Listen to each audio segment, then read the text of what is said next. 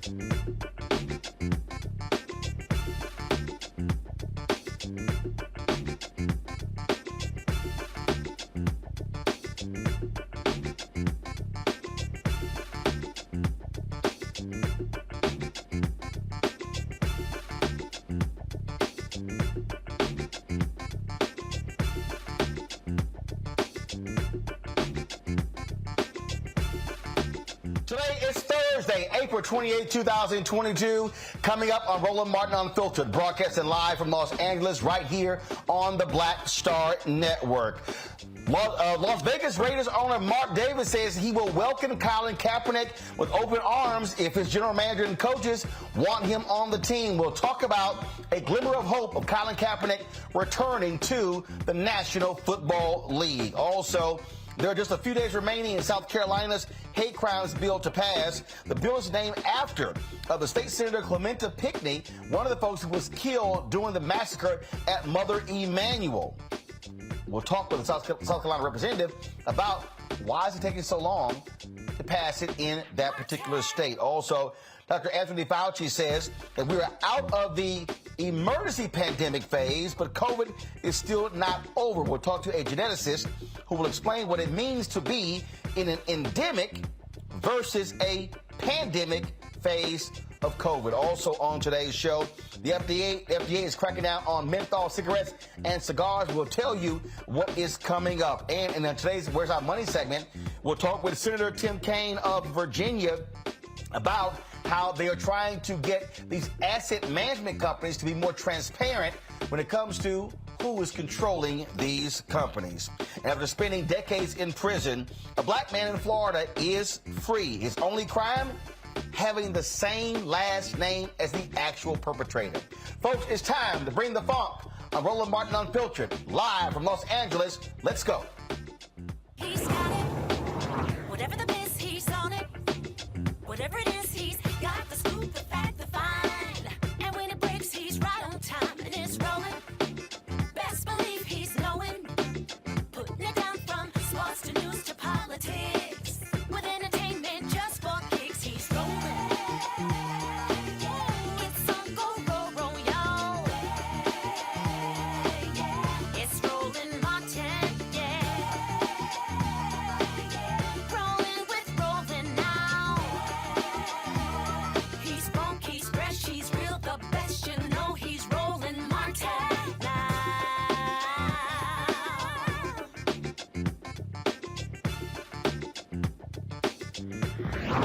Martin!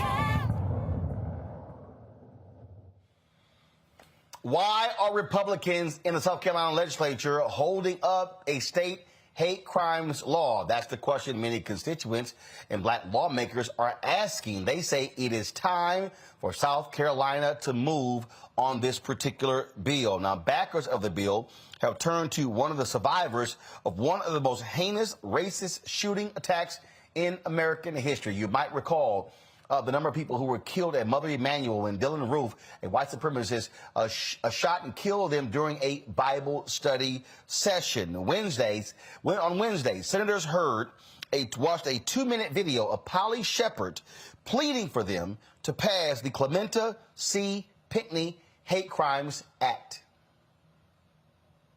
Hello, my name is Polly Shepard, and I am a survivor of the Mother Emanuel massacre.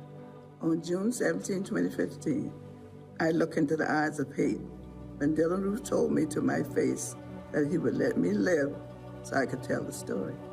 So I'm telling you the story now that hate killed your colleague and my former pastor, Reverend Clementa Pinckney. So I'm telling you now that hate murdered 9 members of my church. Hate intentionally selected Mother Emanuel because it is a black church. Hate shocked the nation, and now 8 members of South Carolina Senate are given a safe haven to hate. Every time you look at Senator Pinckney's photograph, you should be reminded that hate killed him. He was one of your colleagues, and hate murdered him. If we had a hate crimes law in South Carolina in 2015, our state should have charged Dylan Roof for killing the Emanuel 9. We should be able to prosecute hate crimes without relying on the federal government.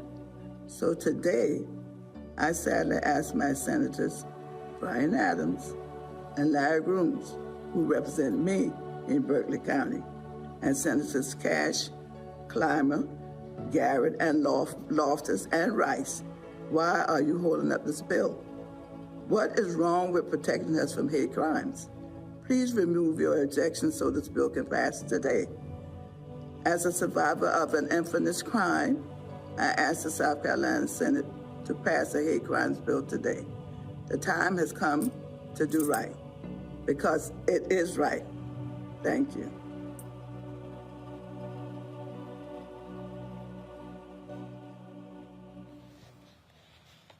All right, folks, joining us right now on Roland Martin Unfiltered is South Carolina State Representative John Moore and State Senator Margie Bright Matthews, who took the place of Senator Pinckney. Glad to have both of you here. Representative Moore, I don't understand here. Here's one of their own who was gunned down.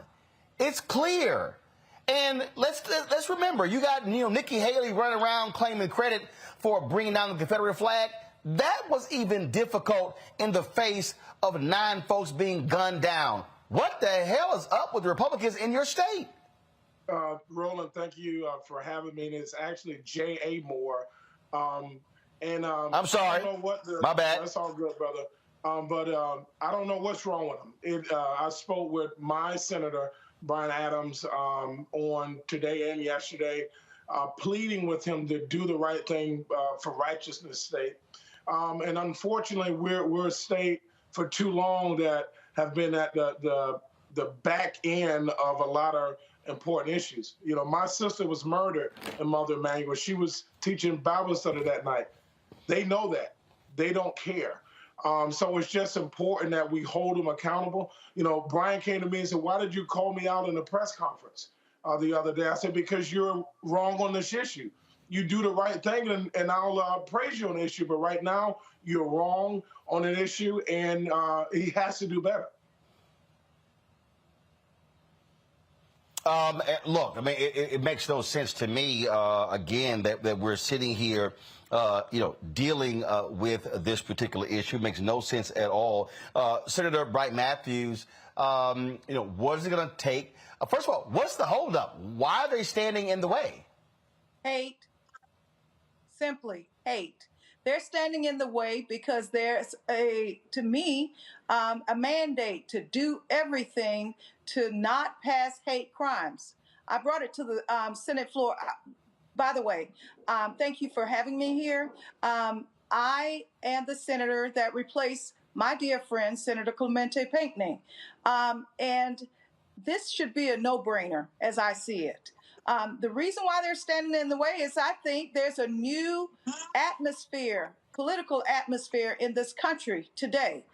It seems that ever since the Donald Trump era, they have decided that they're going to pursue his mandate and his mission, and they're standing in the way of it. Need I remind you that several years ago, one of their own colleagues who used to be a solicitor filed the same exact bill, and it didn't go through the House. But yet now they're standing in the way of the hate crime bill. So you believe, Senator Bright Matthews, that the problem here is that you have Republicans who, frankly, they don't necessarily believe in hate crimes laws. Well, we have the new, far crazy right-wing Republicans that are more like the Marjorie Taylor Greens. And those are the ones that have filed to stop this hate crimes bill from even being discussed on the Senate floor. They've objected to it. And until the leadership says, even though you've objected, we're going to bring it to the floor, we don't have a chance. Senator Shane Massey is the leader of the Republican Party, and he vehemently says they don't have an appetite, was what we were told. They don't have an appetite to bring this bill to the floor to be argued. Wow. So walk us through this. Has it passed the House? Is it being held up in the Senate? Has it not moved in either chamber? It passed the House. It came over to the Senate, and then the Senate overwhelmingly passed it out of judiciary. And as soon as it hit the Senate floor, those same radical right Republicans, they immediately objected to the bill. And it has been held up for months since then. Wow. So, Representative Moore, what more are y'all doing? Are you organizing folks to come to the state capitol? Are there white constituents in these folks' districts who believe this bill should become law? Definitely. I mean, we're doing all of the above. There's going to be a lot of phone calls made over the weekend to those 8 senators. I will be definitely making personal phone calls to both Brian Adams and Larry Grooms. And again, Brian is my state senator. It's appalling to me. And one of the reasons that Brian gave me for not passing this legislation, he feels that, or the reason he gave, is that it's going to negatively affect African Americans and minorities and poor folks if this bill passes, which is just not true. It's just another way to not do the right thing. But we're going to hold them accountable. They're trying to tire us out and do all of these crazy tactics, but we're no ways tired. Roland and Senator Bright Matthews knows as well that we're strong fighting people in the state of South Carolina across this country. So we're asking all of our constituencies, not just here in South Carolina, but across this country, to make their voices heard. We have to do it. We can't be the last state in this union after my sister and 8 other souls were murdered because of hate. It's just ridiculous for me. I just cannot believe it. Disgusts me, but we're going to fight like hell to make sure we change it. Well, look, please keep us abreast of what happens there. So much certainly needs to be done. And yeah, you're absolutely right, Senator Bright Matthews. We're seeing this all across the country, how Republicans are leading, how they are choosing to, frankly, not give a damn about civil rights and things along those lines. And this is what this party is all about today. That's right. All right. I want to thank both of you. Keep up the good fight. Thank you very much. Thank you so much for having us, Roland. Bye-bye. Thank you very much. I want to bring in my panel right now, of course, to join us for today's conversation. First and foremost, Dr. Larry Walker, Assistant Professor, University of Central Florida, Reese Colbert, Black Women Views, Dr. Greg Carr, Department of Afro-American Studies at Howard University. Glad to have all three of you here. Look, Larry, you're dealing with this in Florida, where you have these Republicans who do what they do, and you are seeing an emboldened white supremacist vision in the the Republican Party that was there as a result of Donald Trump being president. And so that's what we're seeing right now. We're seeing how they lead. And I keep telling people what these people want to do if they are in power has nothing to do with respecting the rights of African Americans. No, it doesn't, Roland. And, it is just what we're seeing we've seen since the beginning of, the Trump administration in terms of issues related to race. It's a full-on attack in terms of issues that, impact African Americans. And, and it's great to hear that, state leaders in the state are pushing back on this issue. But, we're in this for the long haul. I mean, South Carolina's they may end up being the last state to pass a hate crime bill at the state level, the way things are going. And those 8, senators that are opposing the bill, it sounds like from the state rep that the rationale makes no absolute sense. And it doesn't make any sense, whatever the rationale may be, whatever they believe. The bottom line is that this should pass. As I said earlier, this is one of their colleagues. So it is unconscionable to think that they would not want to pass this bill. But once again, this is consistent with what we've seen, and particularly the last, year and a half, 2 years, in terms of the major pushback on anything that relates to race issues. And then also, Roland, it seems like every issue is being tied together, right? So, I wouldn't be surprised to see if there's any of the 8 are suggesting this is somehow connected to CRT, because this is kind of how the craziness we're hearing, like you said, not only in South Carolina, but the state of Florida in terms of issues relating to race. But the bottom line is, for whatever reason, it is part of this, once again, this kind of right-wing pushback on any progressive move they've seen over the last year and a half, 2 years, specifically as relates to, police reform, et cetera. But I'm hopeful that this is because of political pressure they pass the legislation. But I don't believe these senators state senators will step aside. I think that they're gonna make sure it doesn't pass.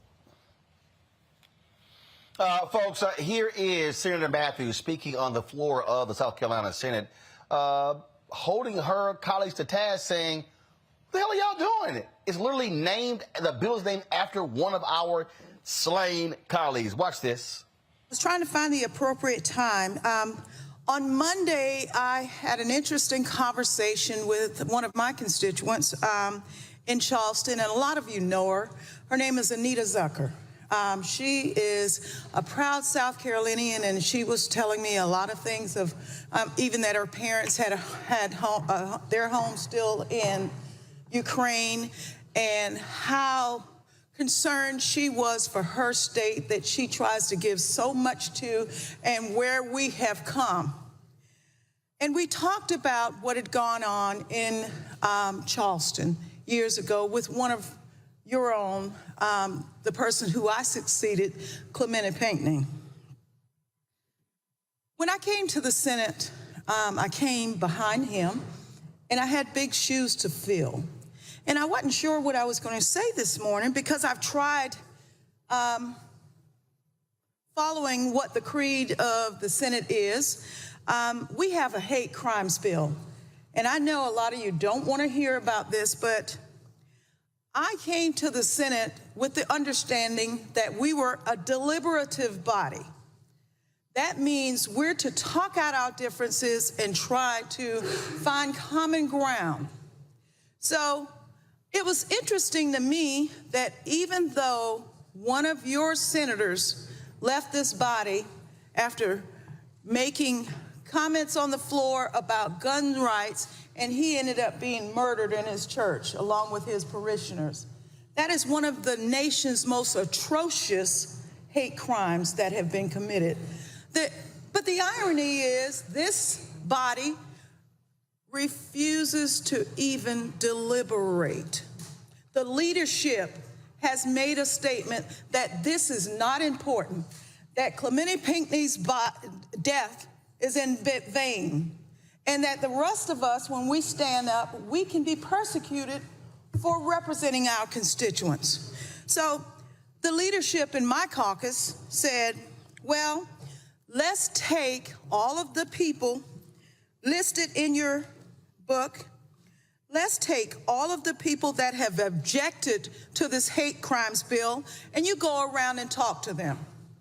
What's interesting is the hate crimes bill in our book is the most contested bill before us. Reese, I have made clear that these racist folk in South Carolina don't give a damn if Clementa Pinckney was killed. They are going to advance their white supremacist agenda. They do not believe in civil rights. They don't care about hate crimes. They do not care about black people. At all. I mean, we're using words like colleague, peers. You're none of those things to white supremacists. You're not even a human being. So we're already starting off wrong by not acknowledging the fact that to these white supremacists, you're not even a person. So no, your death means nothing. Yes, your death is in vain if your expectation is that white supremacists are going to stop being racist as fuck. They're demonic, degenerate pieces of shit. This is par for the course. And black folks, as much as I respect the advocacy, as much as I expect the work that's being done to push this hate crimes bill past, the way that you stop hate crimes is not going to be through legislation. It's going to be through consequences. That's how you're going to stop it. So we cannot appeal to white supremacists to see the humanity, to see the dignity in black people in our existence and our right to actually live freely without being terrorized by racists.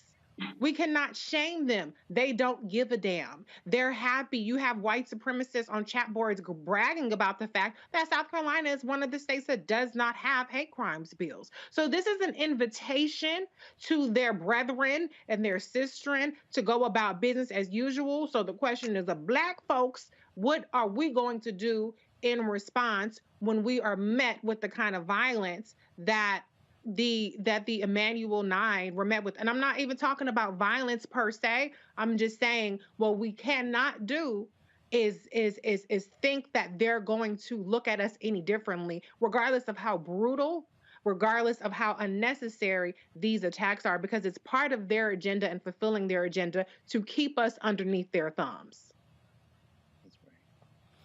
You know, and Greg, again, I have been making this point when I've been talking about white fear. I'm like, guys, look, what you are seeing, it was Donald Trump had emboldened these bigots. They were already making these moves, but with him, oh, absolutely.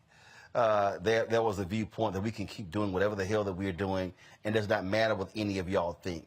And these people in South Carolina, they are doing, and let me say this right now, to all you white Republicans who love saying it was the Democrats who created the KKK, it was the Democrats who were against slavery. The Republican Party of 2022 ain't close to the radical Republicans of 1822 or 1862. The Republican Party of 2022 is the same as the Southern racist Dixiecrats in 1862. Yes, sir. And I can only echo what Dr. Walker has said and what Reese has said. We have to understand our enemy. One of the most, in fact, the by far most moving debate I've ever seen in a legislature in the United States was the debate in 2015 over taking down a Confederate flag. I would encourage folks, if you want to see some candid conversation, candid debate, look at the South Carolina House of Representatives in 2015. Nikki Haley, of course, deserves no credit, and she will get no credit. But the one thing I love about the South Carolina legislature, and you're right, Reese, it was very they're very polite in that clip we saw, is that you often see Black people saying the whole thing with their chest. And in the words of our frat brother, Roland Freddie Haynes, who preached Jeremiah Wright's retirement sermon at Howard last Sunday, he got up and said, you know, you should say things with your chest. And these bird-chested punks in the White Nationalist Party of South Carolina, Shane Massey, the leader of the floor there, and Josh Kimbrell, a real loud little punk. And by the way, the South Carolina legislature is up for election every 2 years. This former Christian talk show host, one of the concerns they have with the bill is they say it may suppress free speech. The First Amendment is how these white nationalists are really attacking now. And of course, they mean the Christianity of the Klan. They're also against LGBTQ rights. That's their stated reasons. But most of them have fallen silent. They won't say it with their bird chests. And when we see that it passed the House in South Carolina 71-28, we have to remember that the South Carolina House of Representatives, it has an 81-43 advantage for the white nationalists. That means everybody didn't vote. On the House side, they knew that their white nationalist colleagues would stop it. There's only 46 members of the South Carolina State Senate. 30 of them are white nationalist party. 8 of them have decided they're going to stand against it. So what does that tell us? That means that 2/3 of the white nationalists in the state Senate are voting for it. And guess who else is for it? I read somewhere the sheriff of Richland County in South Carolina said, I wish I had this enhancement because we were chasing these white boys who were texting each other, said, let's go kill some Mexicans. And they set up 17 robberies over the better part of a month. The Chamber of Commerce in South Carolina supports it. They said, this is going to be bad for business. But these white nationalists know we can vote for it because we know we have a fail-safe in the Senate. What happens in South Carolina is a microcosm for what happens in this country. These people cannot be negotiated with. You're speaking a language they don't understand. Speak like Clementa Pinckney spoke on the floor of the legislature when he was alive. Speak like some of those South Carolina legislators speak when they get ready to really say it with their chests. Roll over these white nationalists. And if you're not going to vote for us, fine. Break their backs politically. They're up for election every 2 years. Which is why, for me, those Republicans, if you say you support it, go on that floor and call out your colleagues. That's right. Mm-hmm. See, that's the whole deal. See, I don't want to, damn polite.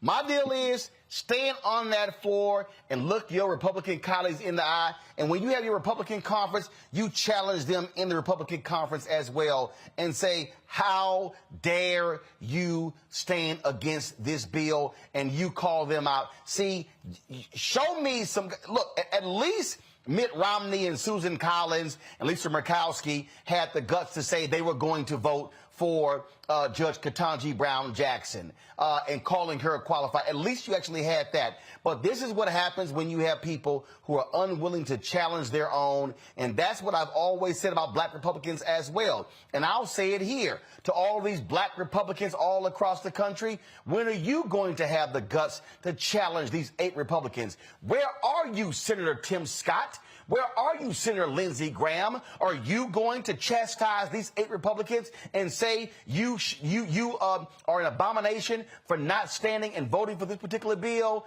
Oh, yeah, and Senator Tim Scott, it's a re-election year for you as well. Show some guts and stand with the black people in your state and call these Republicans out. But I don't think they are willing to have that level of guts, Larry, Reese, and Greg. No, they won't. Hell no. And yeah. And why should they? But listen, black folks are catching hell. And we have been for 401 years. But you're right. It is unconscionable that Lindsey Graham and Tim Scott won't speak up on this issue. But they will speak up on any other issue relating to CRT in a moment, right? But we got to start holding folks to speak to the fire on this issue. And I was glad, like I said, I was glad when the 2 guests you had on, I'm glad that they were talking about calling and rallying folks.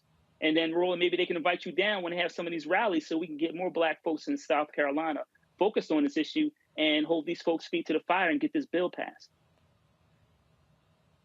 I mean, who gonna check them? Who gonna check them? They keep getting reelected, being racist as shit. They're doing what they need to do to keep their voters.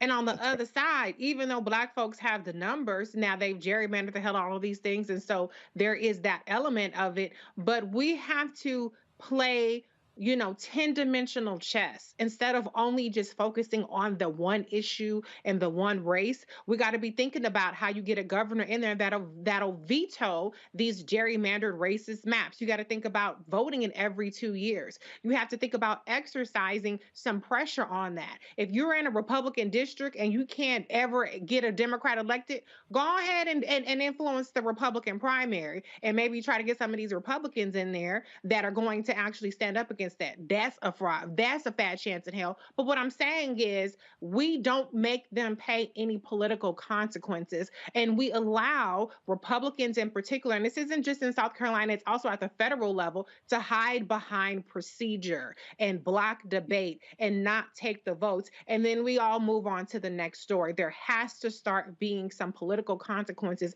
instead of these intra-party fights that we're fighting against the people that aren't even against us even being human beings. That's right. That's right. And Reese, to echo your point, the legislatures have been severely gerrymandered. As we know, South Carolina, which has a plurality, and if they counted everybody, I suspect maybe close to a majority of black people in the state of South Carolina. The white nationalists hold a 30-16 advantage in the state Senate. That, of course, is gerrymandering.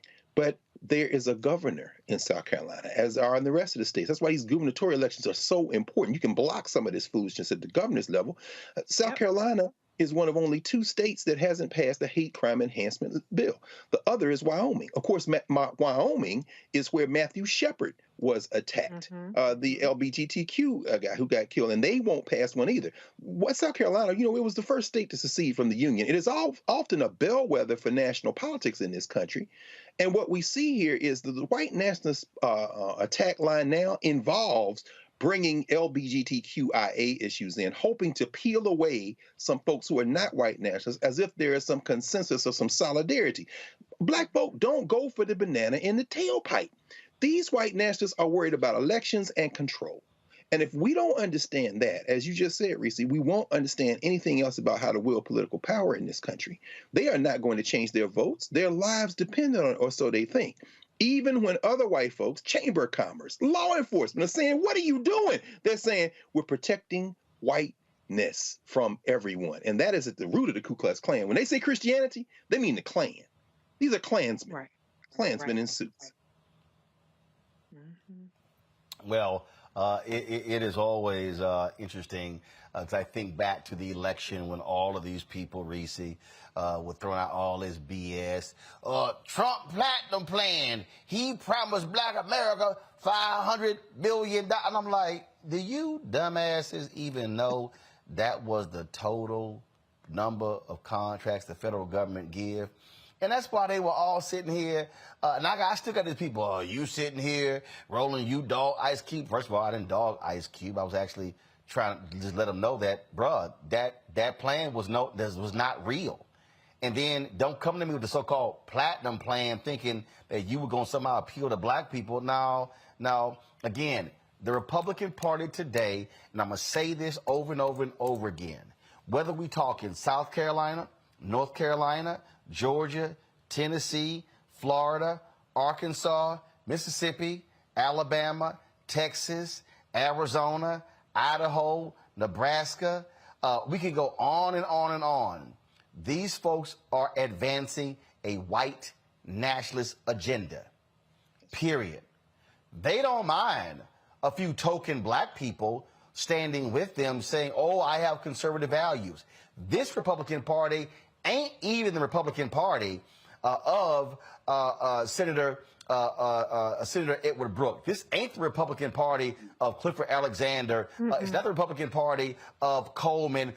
This ain't even close to that Republican Party. So don't get it twisted. That does not mean that black folks don't challenge and press Democrats. See, I love these people who say, man, you don't sit here and press Democrats. Really? Ask Pelosi. Ask Biden. Ask him when it comes to contracts. Ask the DNC. Ask Watch the your DGA. Ask the DSCC. Yes, Ask sir. the DCCC. Ask Emily's List. Ask American Priorities PAC. That's about the most silly shit. But what I do know if there's somebody who don't care if my children get educated. I do know if there's somebody who don't give a damn if we get contracts. I do know if there's somebody who don't give a damn if we get beat by cops. I'm sure as hell not going to be falling in line for them and wanting to see them in power. Absolutely. And can I just say that? Yeah, and here's the thing too. You know, go ahead. It goes back to what Dr. Carr was saying, the banana in the tailpipe. What you have to hand it to Republicans is they're good at messaging. And their messaging is often misdirection. Because we're not talking about hypothetical assaults on Black people from the Republican Party. This is actually enshrined into law with Ron DeSantis, for instance, going after Black people with laser precision and wiping away 2 Black districts. And he dares anybody to do a damn thing about it. If you want to talk about Trump, he paraded Black people, the 2 or 3 Black people that he granted clemency to, and they were at every convention, everything, front row center. Look, Blackies, this is what I've given you. And yet you have Biden, who just commuted 75 sentences and pardoned 3 people. I wrote an article about it, couldn't find a picture of anybody to even include in the article. And so you got to tip your hat to Republicans because they win the messaging war. And when we're in a society that's all chasing memes, chasing clickbait, chasing instant information, whether it's accurate or not,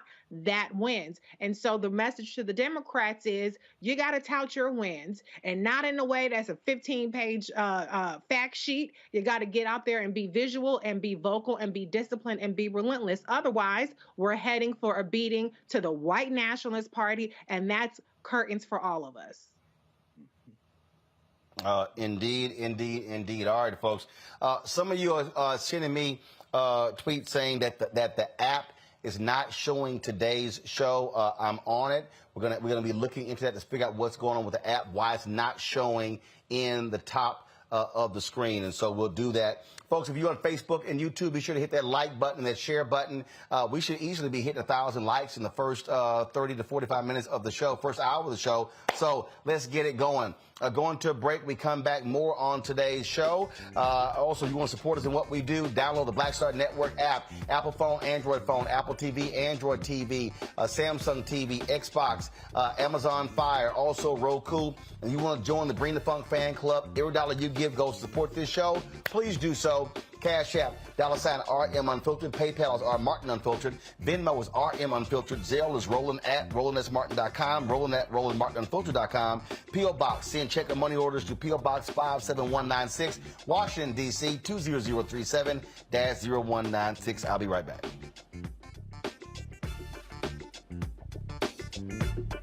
When I first moved to LA, me and Joe lived together, right? And that was a big blessing because I didn't have to worry about paying rent. You know, out here struggling, doing my thing, and that was a big help. And then when I moved out, I think that's when I saw the division because I think Joe felt like I didn't need him anymore. And it wasn't that. It was like I'm a grown-ass man, 2 grown-ass men. But actually, that is true. You don't need him anymore. When you grow up, first of all, when you grow up, it's like, hey, you help, and this time you get your ass out the house and go do your own thing. Right. He didn't want me to move out, but I'm like, you know what? At the time when I moved out, I mean, what? Were you paying a light bill? I wasn't paying anything, and I said, you know what? I need this responsibility. It's going to make me work hard at my career if I know I got rent to pay, I got bills to pay. I was paying a cell phone bill. That was it. No, but Joe was treating me like a little butler, because I'm telling you, I was like Benson. I'm telling you, man. Please fetch me some water. He was using Jedi mind tricks. Yo, man, you still make them good grilled cheese sandwiches you made when you were little? No, you don't. You know, next thing I'm at the stove. Flipped it. And then it dawned on me, he just tricked me again. Got me again.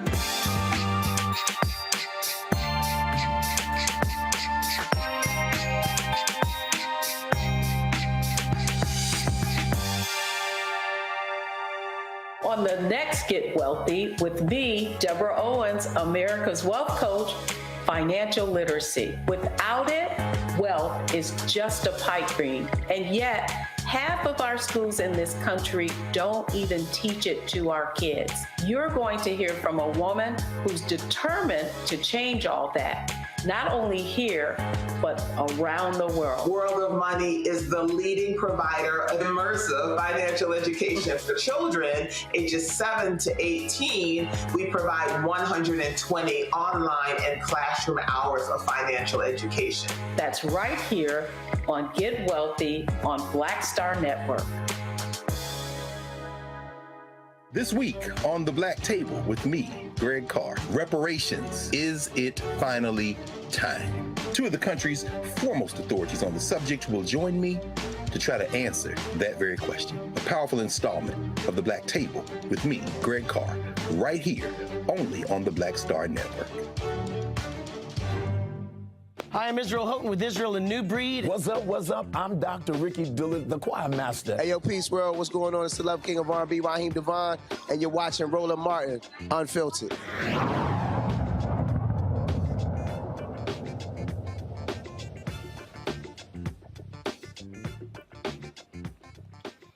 All right, fam, could Colin Kaepernick be getting a second chance in the NFL? Mark Davis, the owner of the Los Angeles Raiders, actually spoke on this issue. And let's show what he actually said, folks. We pulled the graphic up. Let's pull that up. I'm sorry, actually, the video? Fine, let's go ahead and roll the video. Colin Kaepernick, you have been on record saying that you would be open to him becoming a Raider if the coaching staff felt that he was able to contribute to this team. Where do you stand that Colin is going around basically trying to show people that he can still play football? Listen, I believe in Colin Kaepernick, and he deserves every chance in the world to become a quarterback in the National Football League. I still stand by it. If our coaches and general managers want to bring him in or want him to be the quarterback on this team, I would welcome him with open arms. I think Colin's a very misunderstood human being. I've gotten a chance to talk to him. I never really knew Colin, and I didn't understand him, and I didn't understand the kneeling, what that meant initially.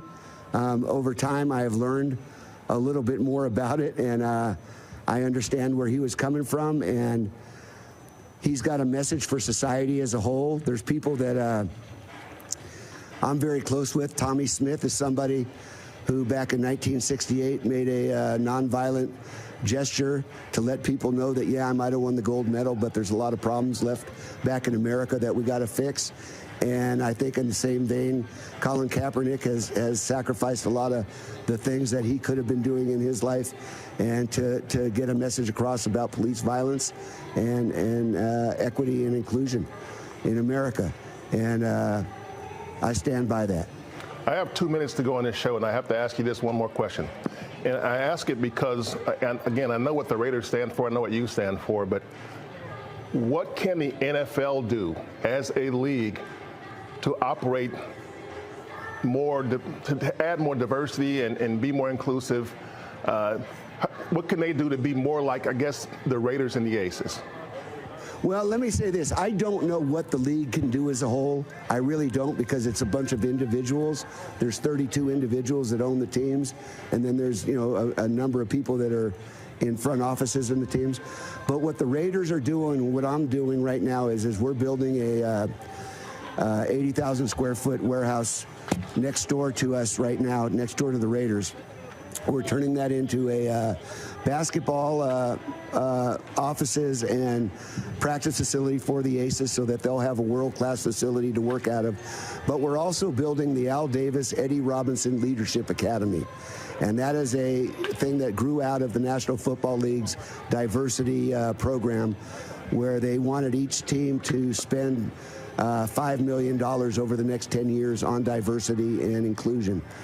And what we decided to do was, instead of just giving money to some type of organization or whatever, that we would build a grassroots academy that will be able to teach, bring in coaches that are on the verge of getting head coaching jobs, and teach them the things that they need to know to get over the last hump. Somebody like Eric Bieniemy, somebody like some of the other guys that have been interviewing for a number of years but haven't gotten the jobs. This, we believe, will be able to get them over the hump. Question here. Greg Carr, do you believe that this is the door opening? Now, you heard Davis say, if our general manager and our head coaches agree, this is a team that re-signed Derek Carr as their starting quarterback, their backup quarterback, Mariota, with another team as well. Could this also lead to other owners coming out? This is the first time we've actually had an NFL owner speak on the record to the issue of possibly signing Colin Kaepernick. Absolutely. Of course, it's Mark Davis, as in the Davis family. So some of that could just be making noise. And it's startling when you think about the pay disparity. If he was more like his daddy would have signed Colin 5 years ago. Well, see, and there's the man, Roland, brother. There's the complicated legacy of the Davis family. Because anytime I see the name Raiders, I went to Tennessee State. So the name I think of is the man they call the Lord's Prayer, who could throw equally well with the right or left hand. And that is the great Eldridge Dickey, who, when Mark Davis was 13 years old, his daddy drafted him as a quarterback for the Oakland Raiders. But here's the problem. He knew Hank Stram and them boys out of Kansas City wanted Dickey, and they were going to make him the starter. Al Davis shitted on Eldridge Dickey. Eventually, it drove Dickey. He didn't give Dickey a legitimate chance to play. Dickey was the best quarterback by far. Ironically, now his son gonna name a facility with Eddie Robinson's name because we know Shaq Harris. Shaq Harris was drafted by the Chargers, but Davis never gave Dickey a fair shot. And in many ways, that led to a life of addiction and so forth. So when I see the son say this, I'm saying that's good business for sure. You're a WNBA owner, so you should also be speaking up, though she doesn't play for your team. One of the reasons she was overseas in the first place because the WNBA doesn't pay its players, and that would be Brittany Griner. You need to say something about Brittany Griner. So when I see Davis, I automatically have a grain of salt because he's an astute businessman. How do you know what the kneeling wasn't about when your daddy drafted one of the first black quarterbacks in the history of the AFL or the NFL? Finally, this.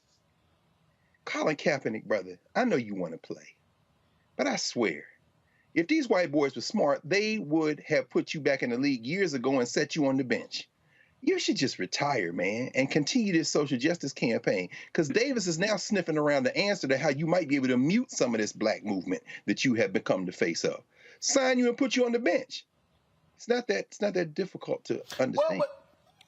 But it's been interesting, though, because it's been interesting, Larry, because in the last few months, Colin Kaepernick has done more talking in the past 3 months than he's done in the past 5 years. We saw him. We saw him participate with the University of Michigan spring game. His former coach, Jim Harbaugh, oversaw that, where college scouts were present. In addition, Spike Lee is shooting a documentary on Colin Kaepernick, and his cameras were there as well. Colin Kaepernick went on a podcast of former athletes and did an interview talking about how he wanted a shot. He did interviews after this. I'll tell y'all, this was a question that Spike Lee asked me, and one of my criticisms, and it is legitimate, and I did specifically suggest this to Colin as well as his girlfriend Nessa. I said, you can't go silent. You got to talk. You got to share. And so all of a sudden he's gone on an offensive to try to get back in the NFL, where I felt he should. And again, I was told that, look, that's not Colin. He's a quiet guy, whatever. I said, yeah, but when it's your issue, you can't expect everybody else out there fighting it if you're not also speaking and leading. Now, all of a sudden, it seems that he has changed his posture and is a lot more open. And in fact, I'm going to send him a text message in a minute saying, hey, when are you going to come and talk to us in black media? And come, let's talk about what you are trying to do to get back into the NFL. Larry. So, Roland, I'm a big sports fan, being from Philadelphia. So, listen, I see it when I believe it. So, yeah, Al Davis gave, our forever Art Shell, made him, give him an opportunity to be the first black coach in the NFL. And I remember vividly. But I'm not buying what Davis is selling. I'm not, because he had an opportunity to make it clear to his GM, and they've had a shift and change in leadership over the last year in terms of GM and coach. He could have made that explicitly clear that you need to create a black coach pipeline at that organization. You don't have to. He doesn't have to do anything separate. You own the team. Just create the initiative there. So when he's saying he's creating an additional program, it doesn't smell right to me. It just doesn't make any sense. And he's right. Look, the 32 owners, and we know Goodell's talked about in the last several years, in terms about diversity, and we know now that they're being sued, right? So he's also playing politics because, and the NFL draft is tonight, right? So he has to say there has to be some kind of counter narrative in terms of what they're doing diversity-wise. And I'm quite sure there's a press release, a release there, some kind of memo went around the last couple of weeks to say to focus on some diversity-related initiatives that you have going. But the bottom line is he can create a pipeline right at the Raiders. They just, like I said, they just had a GM and coach transition. Who did they bring, in terms of who they brought in? So he doesn't have to talk about doing something outside of, just creating this new initiative. And like I say, he should name the program, maybe name the program the Art Shell. But he needs to do more in some of the rhetoric. And like I said, his dad is, owned the team for years and had been known to be a little bit more progressive on some issues. But once again, if Davis is really serious about this, then he'll hire a black coach and GM for the Raiders. You don't have to do anything extra. But like I said, I'm not buying it. We'll see what happens. But overall, like I said, I think this is do more with the lawsuit that's pending right now than has anything to do with the diversity and equity and inclusion efforts at the NFL or any teams.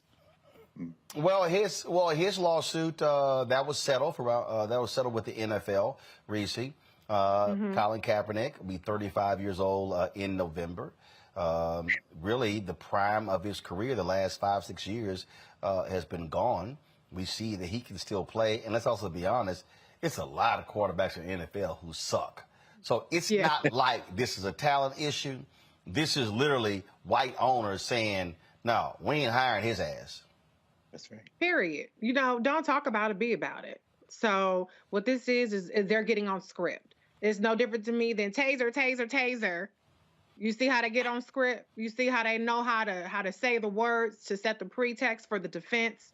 And it's another case of hiding behind procedure. Well, we got to evaluate this and look at this and have this pipeline and whatever else situation may be. You have the power. But see, they play dumb like they don't have the power. They play dumb like somebody else is calling the shots. Well, if everybody else is calling the shots, why doesn't he have a shot by now? The time for Colin Kaepernick to get that shot probably was at the height of the racial reckoning. So I don't see it happening for him, but I'm going to always root for him. This seems to be what he wants and what he's going to be adamant about. So I definitely don't have no hate to that. But if they wanted to make it happen, they could. They ain't got to just talk about it. Mm-hmm. And Roland, can I ask something else? Listen, I guess. Yeah. Go ahead. No, I was going to say, listen. Let's be clear. There are a lot of journeyman quarterbacks, second, third string guys. Reese's right. There was an opportunity when they could have brought Kaepernick in a few years ago. The bottom line is they're never going to give him a shot, in my opinion. And so, like I said, they could have brought him in at any point. Every year there are major injuries to teams, and sometimes teams lose 2 quarterbacks. So there's been plenty of opportunities the last couple of years to bring him in and give an opportunity. But for me, they're playing it's a wordplay. They're playing games. And unfortunately, I don't think Kaepernick is going to ever get an opportunity, but he deserved it. Roland, can I ask you a quick question, brother? This is just for you, because you know how these things work. Let's say the Raiders sign Kaepernick. Let's say, like you say, Doc. Let's say Larry. Let's say they sign him this week. What does that do for the Vegas Raiders brand and franchise in your mind, if they were to do that? First of all, it is going to rekindle the view that of all NFL franchises, forget Jerry Jones and the Cowboys, that's a lie. There's only one true renegade NFL team. In the history of the NFL, there's only been one franchise that literally has had a all y'all can kiss my ass attitude, because that was Al Davis. But remember, Al Davis was one of the original owners of the AFL. Then he had the merger. So Al Davis loved to tweak the NFL. He loved to tweak the other owners. He loved to sue them. This is sort of some of that. You're absolutely right, Greg. The history of Al Davis, it is very difficult. I actually got a chance to meet Al Davis twice, but one time, the first time was when in a Los Angeles restaurant. He asked me what high school I went to. I told him, and he immediately began to name the black football players that he recruited out of Houston, out of Worthing, out of Yates, out of the schools in Beaumont. Cliff Branch, of course, was one of those players that was as a product of the Houston Public Schools. He also was the one who benched Marcus Allen, told the coaches don't play him damn near for 5 years. But then he also hired Art Shell as the first black head football coach in modern NFL history. And so it is a complicated history. Here's what will happen. If you think the Raiders merchandise is hot right now, wow. Folks, listen to me. Already, Colin Kaepernick was #1 in merchandising and when it came to his jerseys in the NFL. Trust me. The Raiders would be the talk of the NFL. The Raiders would sell more number 7 jerseys, not quite sure what Derek Carr's number is, if Colin Kaepernick would have the number 7, but they would sell more jerseys. They would be the #1 franchise. And here's the deal.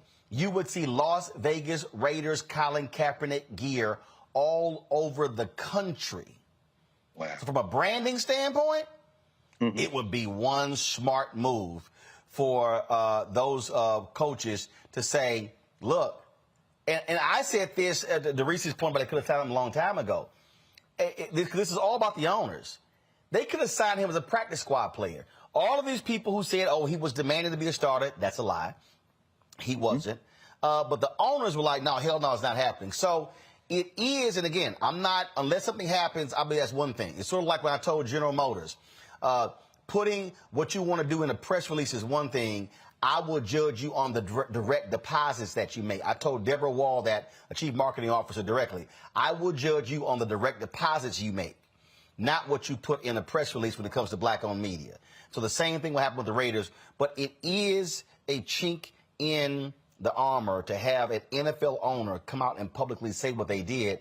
Now what's going to happen is this here. We now as fans get to see who plays quarterback for the Raiders. Who's the number 2? Who's the number 3? Do they suck? If they do, why y'all not bringing Kaepernick in? So the fact that Davis is saying this on the eve of the NFL draft says a whole lot, and so it's something that we definitely will pay attention to. And if you're the Seattle Seahawks, where Pete Carroll was talking about where they were close, y'all suck anyway. Y'all, right. First of all, if they had any sense, if they literally had any sense, they would actually sign Colin Kaepernick to be one of their quarterbacks. And so we'll see what happens there as well. And, yeah, I did send Colin that text message, and hopefully he'll hit me back as to whether or not. So, yeah, I literally just invited him to sit down for the interview here on Roland Martin Unfiltered to talk about his desire to keep playing in the NFL. Last thing, I got to Las Vegas on Sunday for the National Association of Broadcasters. The day before, Colin Kaepernick had his Know Your Rights camp in Las Vegas. Some of y'all didn't know that. Now y'all do. All right, got to go to a break. We come back. We're going to talk about COVID. What's endemic? What's a pandemic? Is it still a problem? What's going on? Dr. Anthony Fauci says we're moving out of the serious phase, but he still ain't going to the White House Correspondents' Dinner. I call it the White House Correspondents' Dinner, taking place on Saturday. He's like, that could be a super spreader event. I don't know, about 3,000 people. He's like, yeah, I'm staying at the crib. Well, I'm staying at the crib because it ain't no event for black folks. But anyway, we'll discuss that next with a cardiologist. You're watching Roland Martin Unfiltered. Again, Facebook as well as YouTube. Hit the like button. We should be at 1,000 likes by now. Please support us in what we do. By May 1st, y'all, a few days left. We're trying to hit 50,000 downloads of the Black Star Network app. Apple phone, Android phone, Apple TV, Android TV, Roku, Amazon Fire TV, Samsung Xbox One. We also have fixed the problem where it was not showing up on the main page of the app. We did that. Why y'all so slow with the graphics? Okay, where are we at? Let's go. Come on. Show it now. Let's go. Thank you. Okay. What's taking so long? Let's go, y'all. Okay. That's the app. Support us in our Bring the Funk fan club. Of course, send a check or money order to P.O. Box 57196, Washington, D.C. 20037-0196. The Cash App is $RM Unfiltered. PayPal is R Martin Unfiltered. Venmo is RM Unfiltered. Zelle is Roland at RolandSMartin.com. Roland at RolandMartinUnfiltered.com. We'll be right back.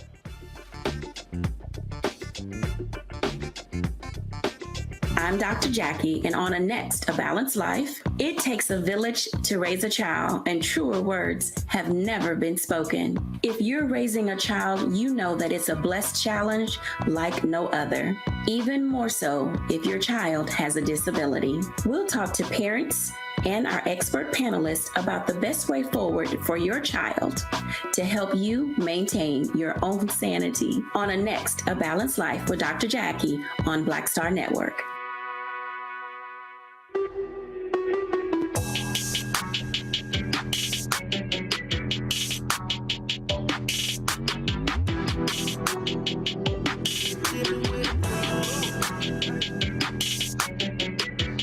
Patrol Grooming is a black-owned men's grooming company that delivers on this promise every day to men everywhere. Everything we do, every product we make, is designed to help you to present your best self. It's a promise they've kept since 1991 when they first introduced the Bump Patrol brand, the #1 men's product for a smooth, bump-free shave and silky skin. Millions of customers count on their exceptional skincare products, which can be found at more than 30,000 retail stores in more than 50 countries around the world. Now you can have exceptional beard and skincare products that are as unique as you. Fellas, as we prepare to head back out into the world as COVID restrictions are being lifted, it's time to get our groove back. You can visit patrolgrooming.com to order a Patrol Grooming box and do this. Use the discount code #Roland30. That's #ROLAND30 for a 30% discount at the checkout. We appreciate Patrol Grooming being a partner with us here at Roland Martin Unfiltered and the Black Star Network. We're all impacted by the culture, whether we know it or not. From politics to music and entertainment, it's a huge part of our lives, and we're going to talk about it every day right here on The Culture with me, Faraji Muhammad, only on the Black Star Network. What's going on? This is Tobias Trevelyan. Hey, I'm Amber Stevens-West. Yo, what up, y'all? This is Jay Ellis, and you're watching Roland Martin Unfiltered.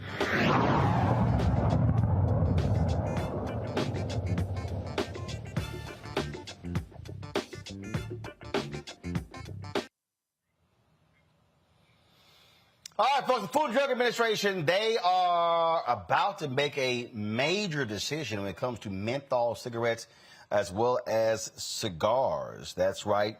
The FDA is proposing a rule that will ban menthol in the production of cigarettes. Officials say this is necessary to help protect public health. Nearly 19 million people smoke menthol cigarettes, according to the FDA. Most of them are minorities, folks. In the black community, nearly 85% of all non-Hispanic black smokers smoke menthol cigarettes, compared to 30% of non-Hispanic white smokers. From 2011 to 2018, declines in menthol cigarette use were observed among non-Hispanic white youth, but not among non-Hispanic black or Hispanic youth. Studies estimate that 324,000 to 654,000 smoking attributed deaths overall, and that number would be avoided over the course of 40 years. Of that number, 92,000 to 238,000 would affect the black community. The CDC says overall smoking rates hit an all-time low in 2018. However, smoking is still the top cause of preventable death. Dr. Carissa Baker-Smith, the spokesperson for the Association of Black Cardiologists, joins me now from Ellicott City, Maryland. Glad to have you here, Dr. Smith.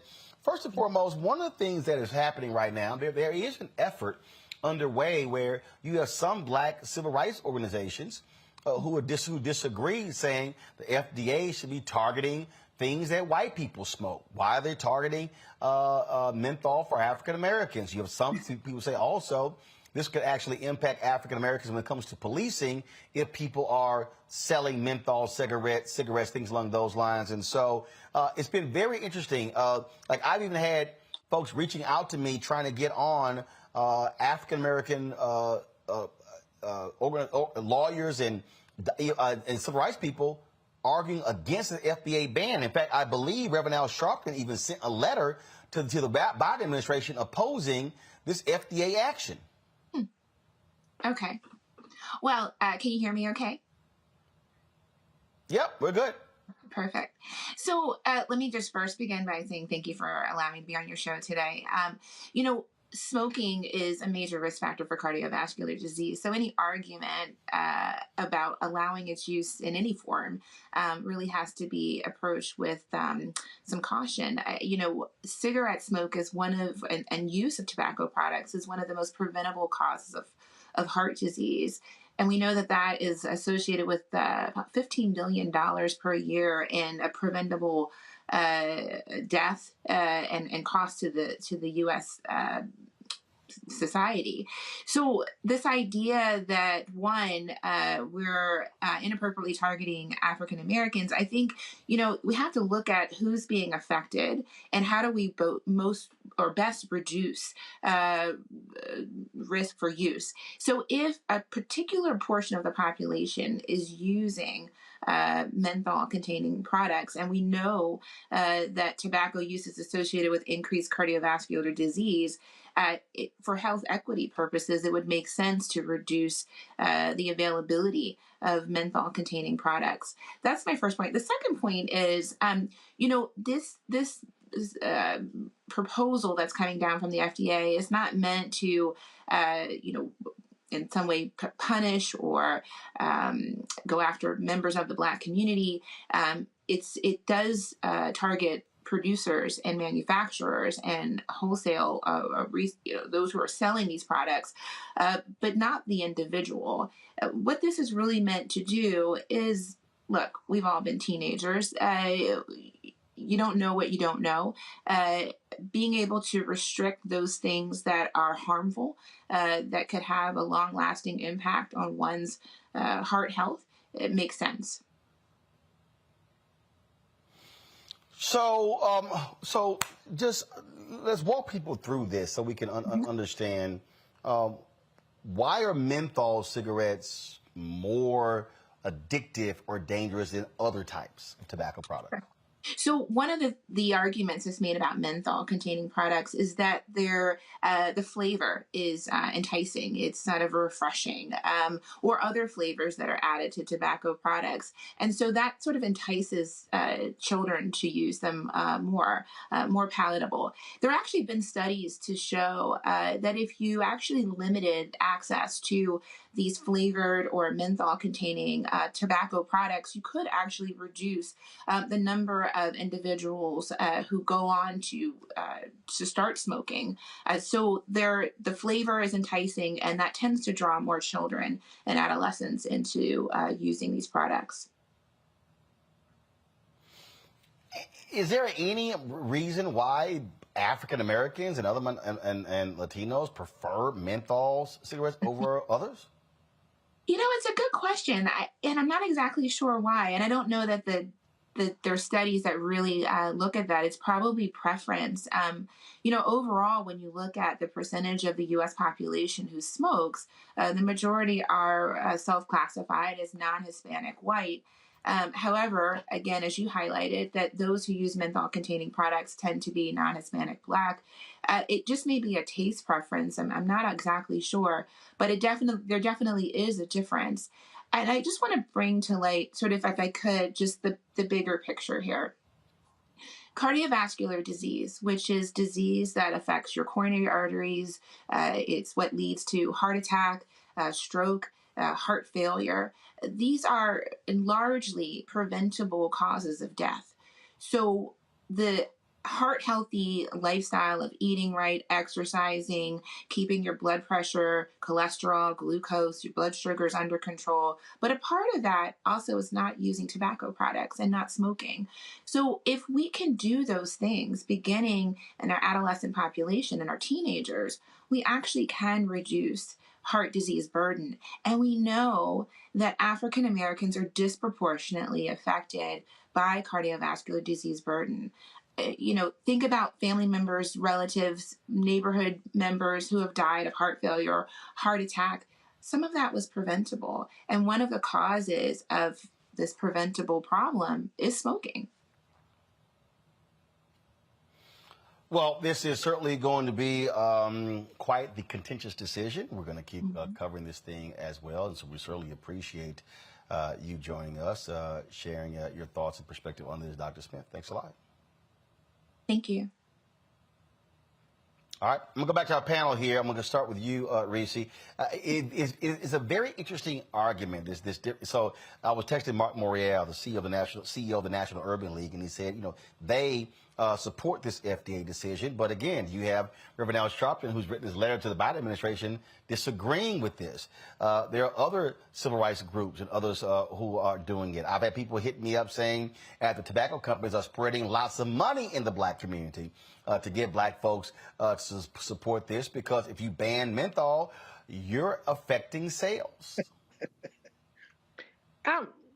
Look, I'm all pro black racial justice and think about how things disproportionately impact our community, but y'all need to get a fucking grip, because this is not discriminatory in a way that harms our community. It's actually not making it illegal to possess this. So if you happen upon some menthols and you really like your menthols, I guess you can find some place to get them. Child, you can go to Dominican Republic. They got all the doggone labels about how can't smoking kills and all that kind of stuff that folks ignore. But this whole notion that this is predatory on the black community, when the black community is the one being preyed upon by these tobacco distributors, is ass backwards to me. I don't understand it. I don't support it. You look at the data doesn't lie in terms of how we have too high of use. And, people have free of choice, but then we look at all of the as the doctor just laid out, the health outcomes. You look at cases where they talk about how black people are marketed, and then folks want to get paid for the fact that they marketed to black folks, but then you turn around and say, don't ban the products marketed to black folks. My head is spinning. This ain't the hill to die on. There's a lot of things that definitely target black folks. Gerrymandering, for one. Ron DeSantis is down there getting rid of 2 black districts. There are a lot of initiatives that shit rolls downhill to black people first. But this ain't it, y'all. I'm not with y'all on that. I'm sorry. Not sorry. But Greg, one of the things that people may not be aware of, especially if you're millennial or Gen Z, is that tobacco money stood up black-owned media for a very long time. Those of us who are Gen X or baby boomers and others remember the ads that were being run when you did not have Mercedes or car companies advertising in Ebony, in Jet, in black newspapers, sponsoring concerts, sponsoring tours, sponsoring various events. It was tobacco companies. I remember seeing a pack of Cools, seeing those advertising. And so it's no surprise you have this allegiance to it, because that's all you saw in the advertising in a lot of black-owned media outlets.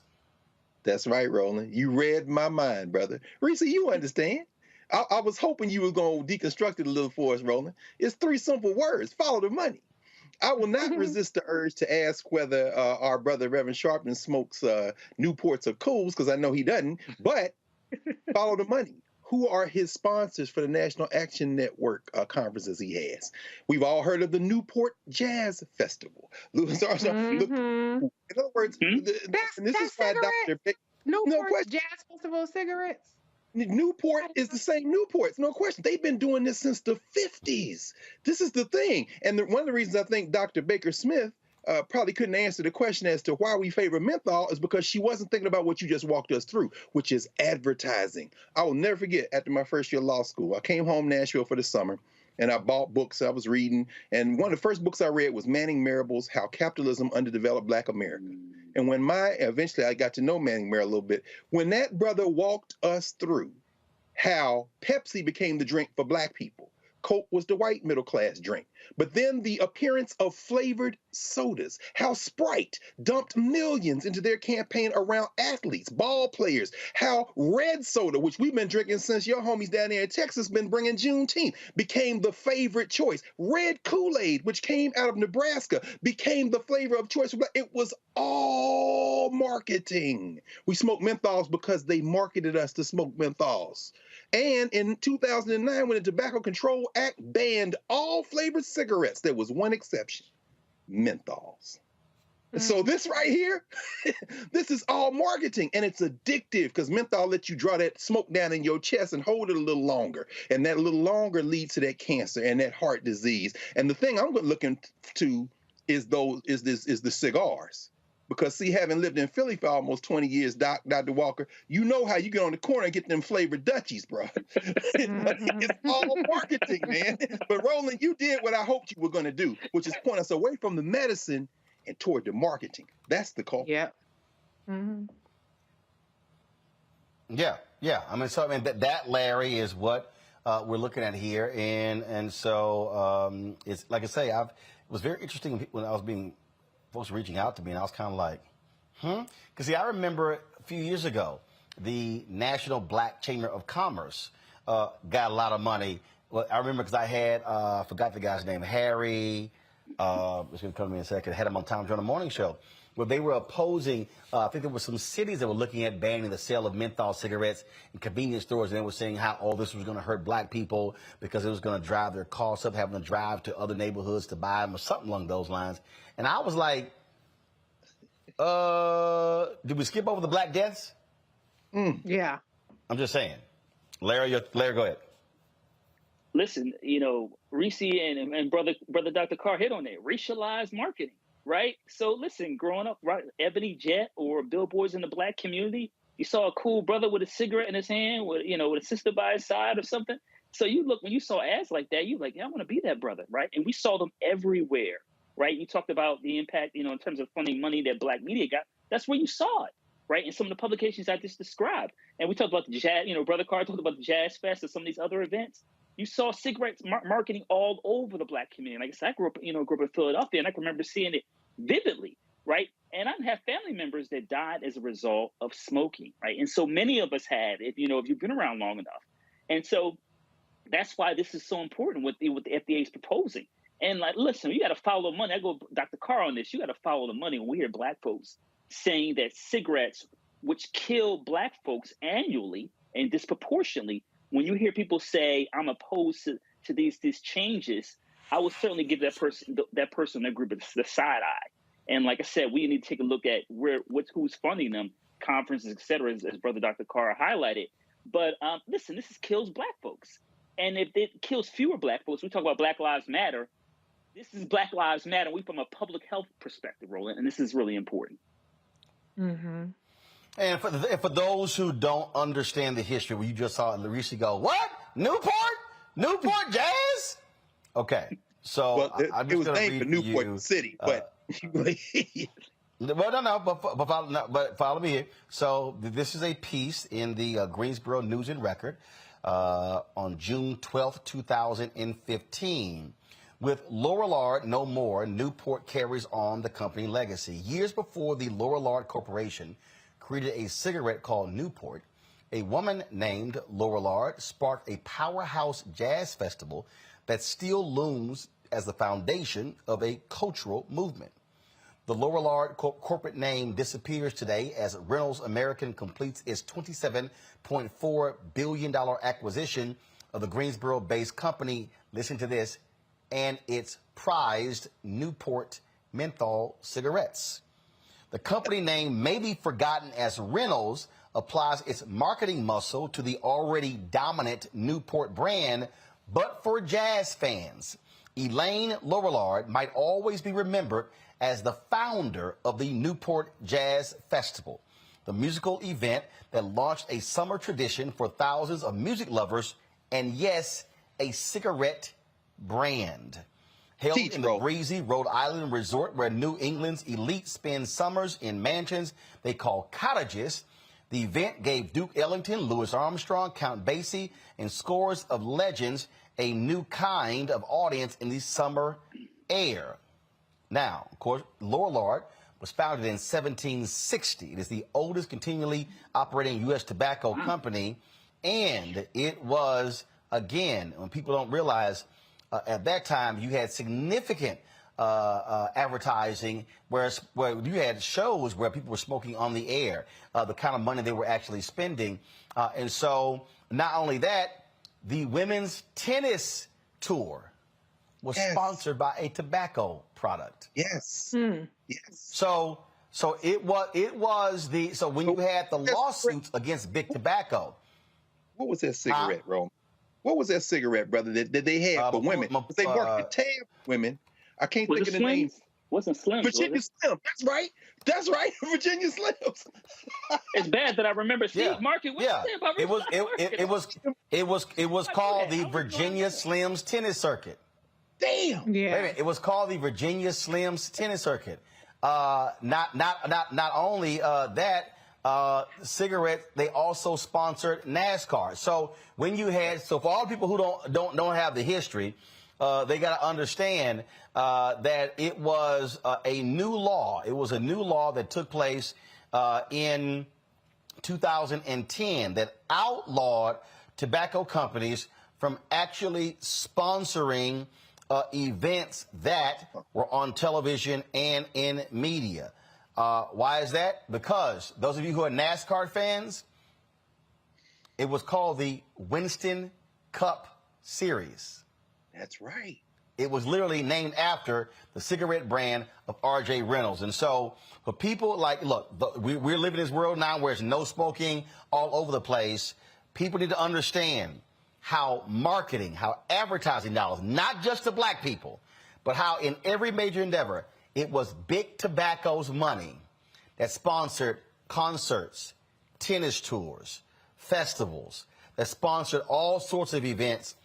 That is one of the reasons why smoking has been so addictive in this country, because they were immersed in American society where they were sponsoring even network television shows. So we'll see what happens with this FDA ban. All right, folks, got to go to a break. We come back on the show. Where's our money segment? I talked with Senator Sen.Kaine about a new bill to try to get transparency in the pension fund business. It's about damn time. You're watching Roland Martin Unfiltered, broadcasting live from Los Angeles on the Black Star Network. When I first went to LA, me and Joe lived together, right? And that was a big blessing because I didn't have to worry about paying rent. You know, out here struggling, doing my thing, and that was a big help. And then when I moved out, I think that's when I saw the division, because I think Joe felt like I didn't need him anymore.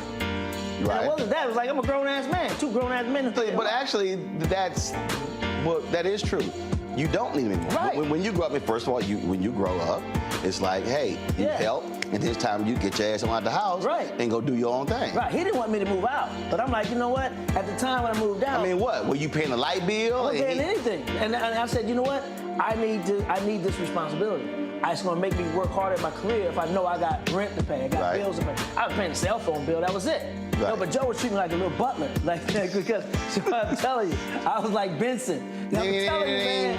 Please fetch me some water. He was using Jedi mind tricks. Yo, man, you still make them good grilled cheese sandwiches you made when you was little? No, you don't. Next thing I'm at the stove, flipped it, and then it dawned on me, tricked me again, got me again.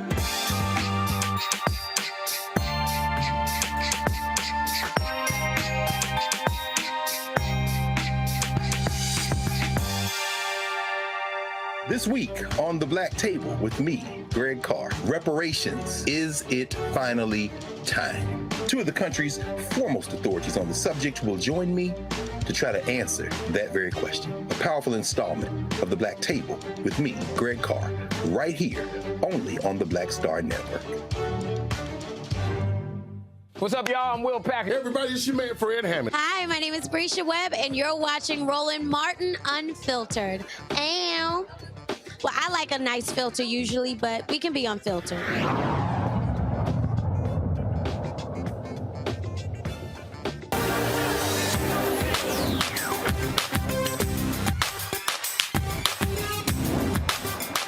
been frozen out. Facing an extinction level event. We don't fight this fight right now, you're not going to have black-owned media.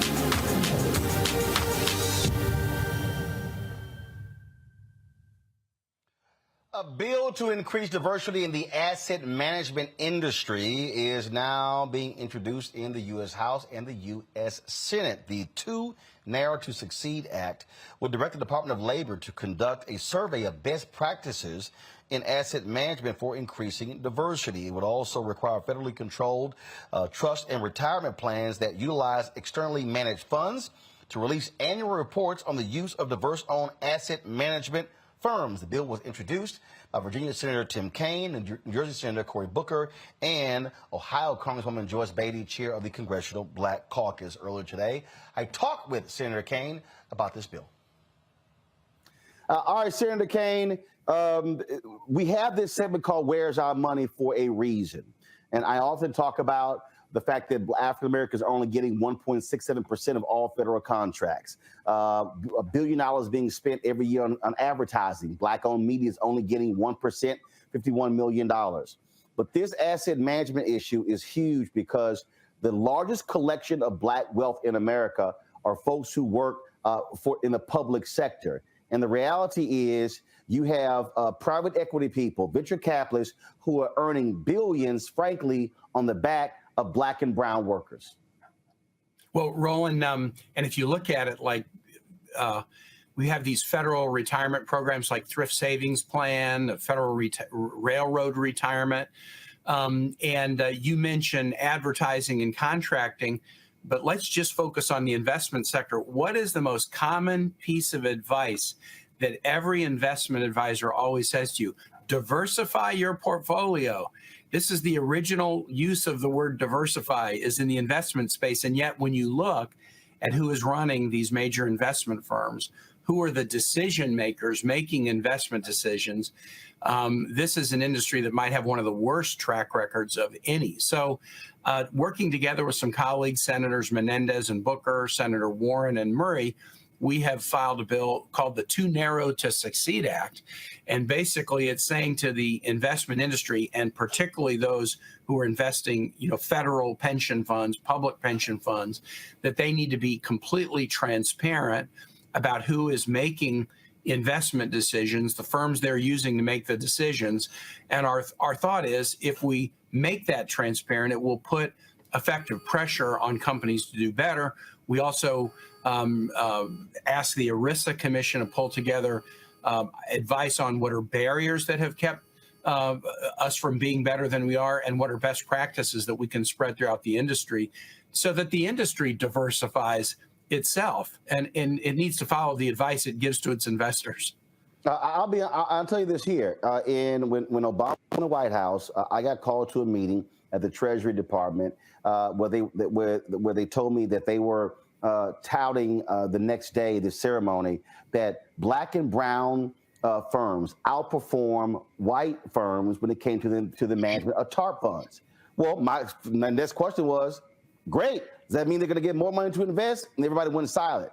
And I was like, wait a minute, hold up. If black firms and other minority firms are outperforming these other firms that are white led, how are they being locked out? What does this bill do? How does this bill address that? We talk about transparency, increasing opportunities. Roland, the bill is a transparency bill, so it doesn't put a mandate on anybody, but we're going to start with the first step, which is forcing all who are in this federal pension space to be transparent about who they're using to make investment decisions and demographic information about the individuals and firms they're using. So when you say transparent, are we talking about the demographics of the board of directors? Are we talking about the senior management? Are we talking about junior management? What are we talking about? Yeah, I would want to dig back into the precise language. The goal was to focus on the decision makers. We don't want somebody to be able to, proclaim that they're diverse if they have a number of, low-level staffers who are diverse. Right. We want the decision makers and the owners. And as you know, Roland, because you've been really an important part of this, Senate offices were not very diverse. On the Democratic side, I give Leader Schumer credit for this. He worked with many in the civil rights community and said, look, we're going to make at least all the Democratic offices every year have to post the data about the demographics of their offices. And that's something we take very, very seriously. And if you look at over the years, the reporting has been done, just the mechanism of requiring transparency has led to increases every year in the diversity of the Democratic Senate staffs. And we feel like the same thing will happen if we pass this Too Narrow to Succeed Act. We require the dissemination, the public dissemination of this information. And it's gonna be a strategic advantage for firms making the case to be given investment responsibility by federally connected pension funds. It'll be a strategic advantage to them to have diverse decision makers making the calls about what are the right investments to make. I have a on my wall in my studio. I have an art piece from Ida B. Wells Barnett. And her most prominent quote was, "The way to right wrongs is to turn the light of truth upon them." And the reality is, Senator, the only way this changes is if the light of the Senate and the House is on them, which means hearings, which means saying you are not going to be sitting here reaping millions and billions and investing money, and then you don't look like the people or the money you're getting from. And we're talking about, in this sector, in this country, trillions of dollars, federal level, state level, county, city, school board. Pensions are the greatest, the largest investors on Wall Street. And often, Roland, as you know, the workers who've contributed to the pensions are very, very diverse. And yet those that are managing their money are often among the least diverse industry sector professionals of any industry.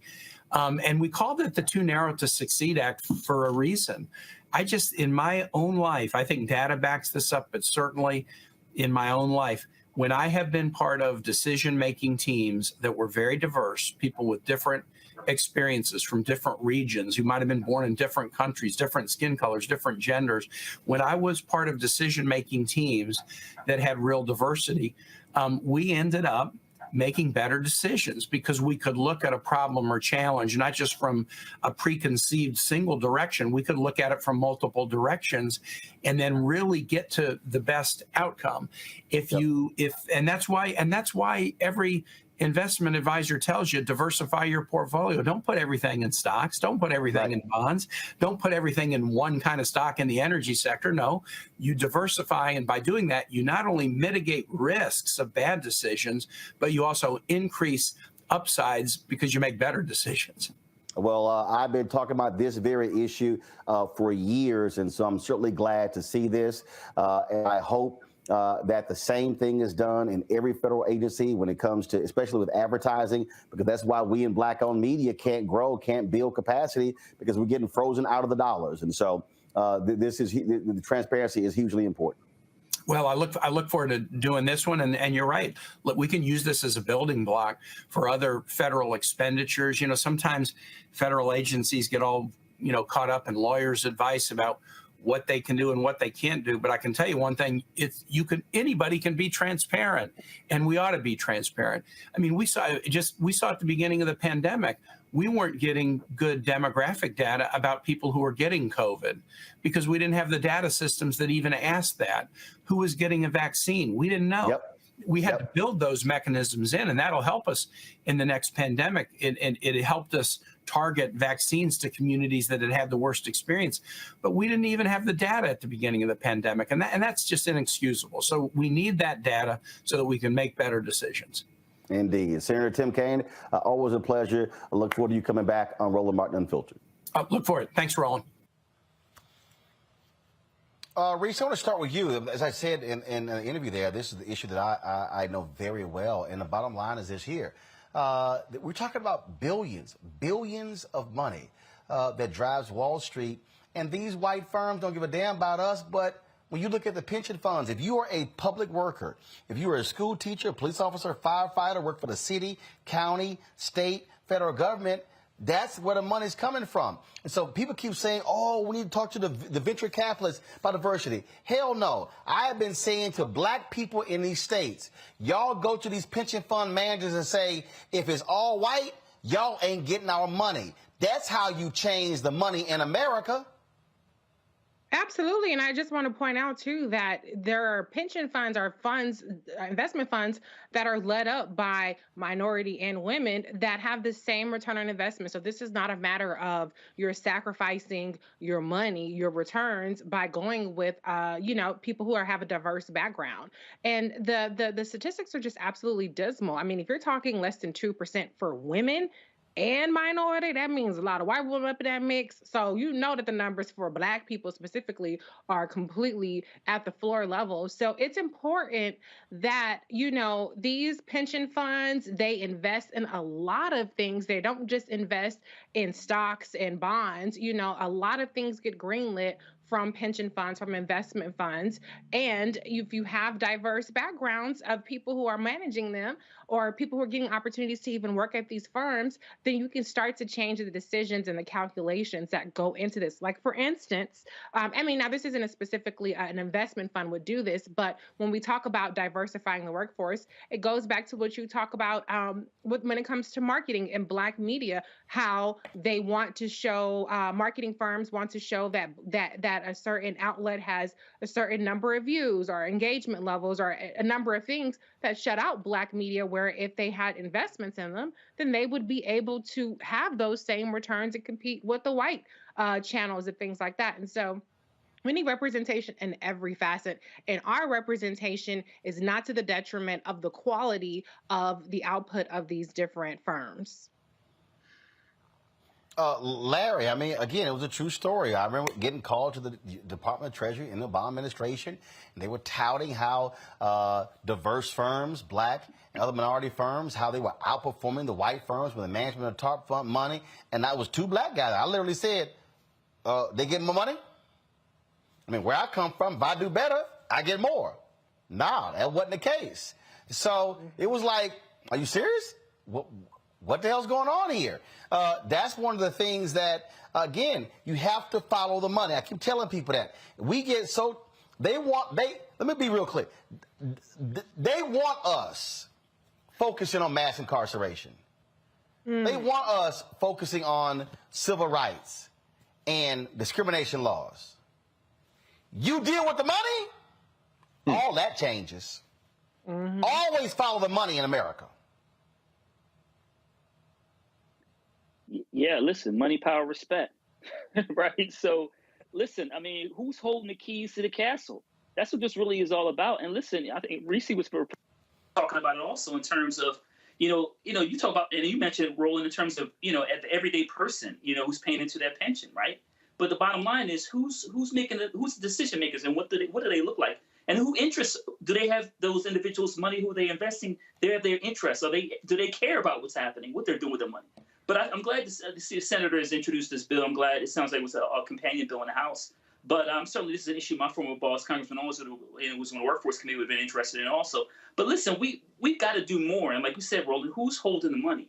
And this is, I think, I like what the senator is saying. This is step one, right? So this is step one. We need to make sure this passes. And then step two should be and continue to hold people accountable with more transparency to find out who's, once again, holding the keys to the castle. Because basically, black folks in particular are always locked out, and we never know what's going on, and or someone changes the locks, and we can't get in because we think we had a key. So, but the bottom line, transparency is key in terms of who's controlling this large sum of money that's impacting the lives of a lot of black and brown folks.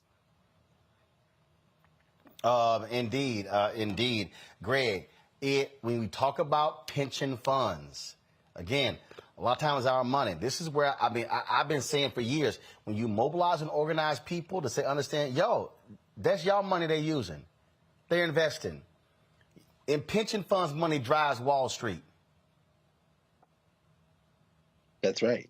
That's right, Roland. And, you often begin in the 19th century to help us understand some of these things. I think about the Freedmen's Bank and how they really set Frederick Douglass up they robbed the Freedmen's Bank. These were the funds by Black veterans who had fought their way out of enslavement in the U.S. Army and looked around, and the damn bank was running to the ground by speculators.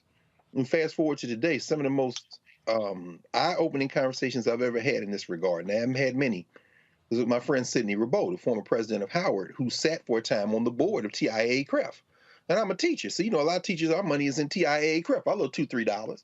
And of course, without violating any confidentiality or sharing any inside baseball, what he often would say is, it is important for some of us to be in those boardrooms when these investment decisions are made, and not just in terms of return on our investments, but also in terms of influencing policy. Because, there are philanthropic arms to these pension funds often. There are other ways that they invest in communities. And I guess this leads me to a question for you, Roland, because I really don't, I don't know. What is the relationship, if any, between diversifying the asset management class, which provides advice on where to invest, and the types of things that these funds invest in? Because I agree with you, Reese. When you say women and minorities, white women. That's what drives it. That's what drives it. Help us understand it, because that's the thing. Because I'm saying I'm okay with making some more rich Black investors, but hedge money people. But what's the relationship between what they do and them being in the room, and how that trickles into the things they invest in? Like, for example, would they take an investment in Black Star Network, for example? Go ahead. I'm sorry. It's like you take hold on one second. I'm gonna pull up her name 1 second.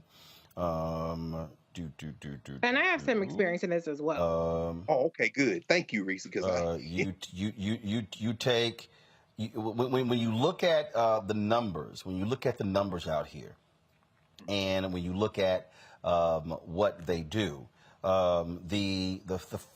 the private equity funds for Black or Latino are going to more than likely have more conversations with people who look like them, because also they're looking for opportunity. You take, for instance, Arlen Hamilton. So here's a sister out of Houston who, folks, she tweets about this all the time. Folks, if you don't know her, follow her on social media. 1 second. I'm gonna get you her. So his Arlen was here. ARLANWASHERE. She has a company called Backstage Cap. She tweets this all the time. There were people who told her, "Oh, there's no way in the world you're going to be able to even remotely fund minority firms," and she has. She attracted money in her fund from Mark Cuban, owner of the Dallas Mavericks.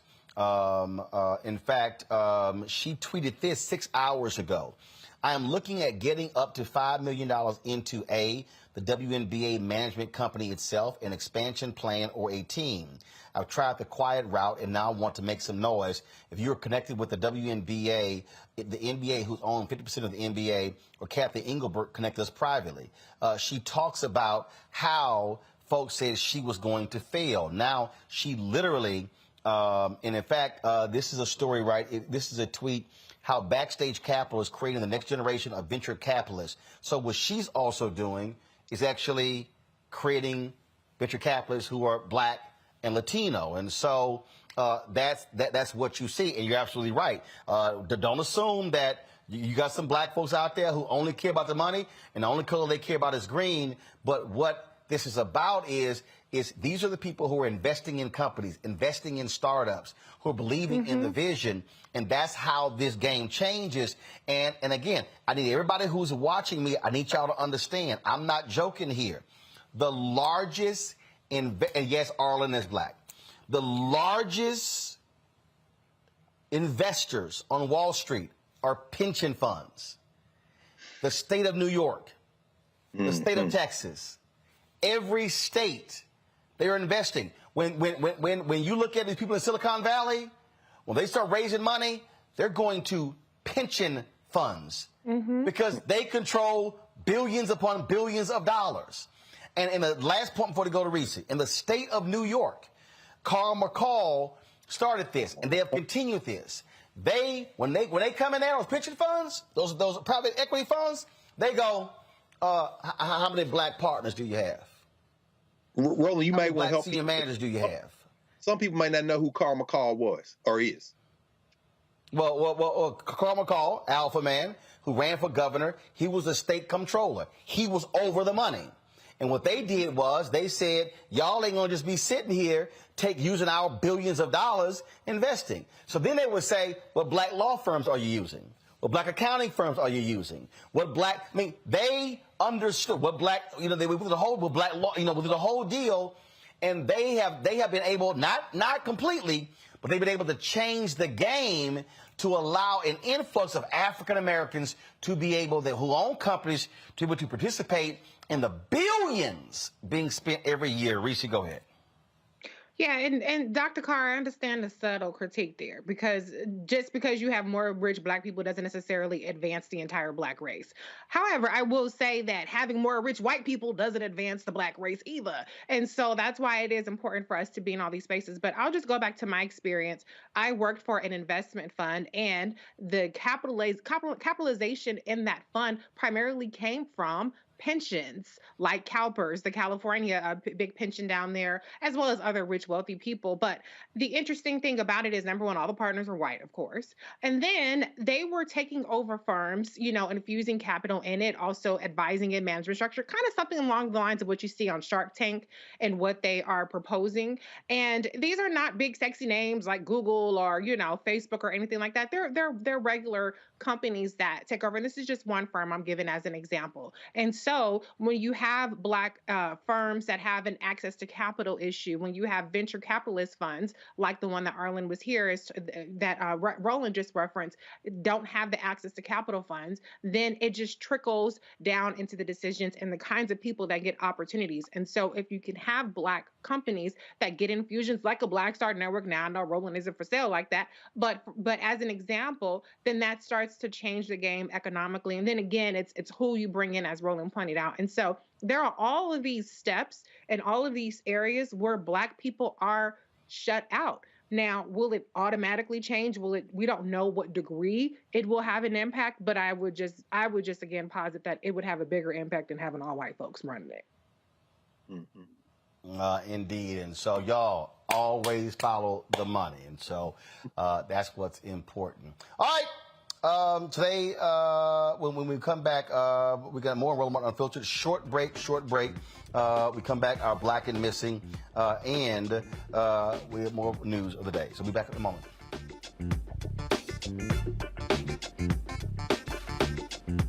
I'm Dr. Jackie, and on Next, A Balanced Life, it takes a village to raise a child, and truer words have never been spoken. If you're raising a child, you know that it's a blessed challenge like no other.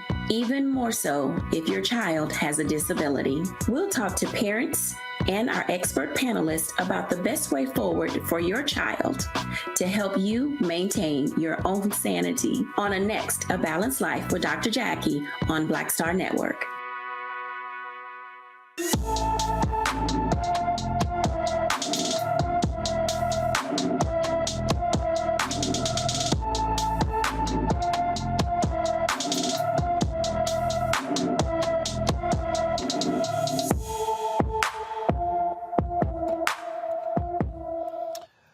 All right, folks, every day, of course, we make it a point of focusing on someone black and missing. John Sells is missing from Houston. He was last seen on April 13th.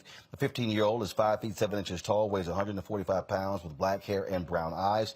Anyone with information about John Sells should call the Houston Police Department at 713-884-3131, 713-884-3131. Now, folks, COVID guidelines are getting lax. You already see a federal judge rule against the mask mandate, allowing people to now go maskless on airplanes and public transportation. A lot of people think, again, that we're out of the woods, that we are beyond the pandemic. Dr. Anthony Fauci talked about this, and people have misconstrued what he said when he talked about the pandemic and endemic. So we wanted to break this thing down. So here's actually what he said, the full comment. here we are. It's the end of April. It's the spring of 2022. How close are we to the end of this pandemic? Well, that's an unanswerable question for the following reason. And I don't want to be evasive about it, but let me tell you why I'm giving you that answer, Judy. We are certainly right now in this country out of the pandemic phase. Namely, we don't have 900,000 new infections a day and tens and tens and tens of thousands of hospitalizations and thousands of deaths. We are at a low level right now. So if you're saying, are we out of the pandemic phase in this country? We are. What we hope to do, I don't believe, and I've spoken about this widely, we're not going to eradicate this virus. If we can keep that level very low and intermittently vaccinate people, and I don't know how often that would have to be, Judy. That might be every year, that might be longer, in order to keep that level low. But right now, we are not in the pandemic phase in this country. Pandemic means a widespread throughout the world infection that spreads rapidly among people. So if you look at the global situation, there's no doubt this pandemic is still ongoing. So, folks, we'll understand this here. 82,915,075 confirmed COVID cases in the United States, and we've actually crossed the 1 million dead total. 1,019,860 deaths due to COVID. Geneticist Eugene Copeland joins us now from San Antonio. Glad to have him here. So please explain for the people. Pandemic, endemic. So break it down, as Joe Madison said, put it where the ghosts can get it, what Fauci was just talking about.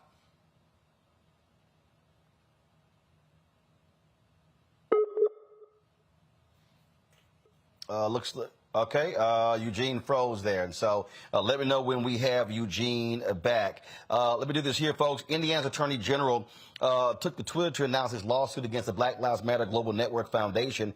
Todd Rokita filed the lawsuit as part of his ongoing investigation against the organization, seeking to determine whether the group violated Indiana state law by deceiving donors and misapplying its assets.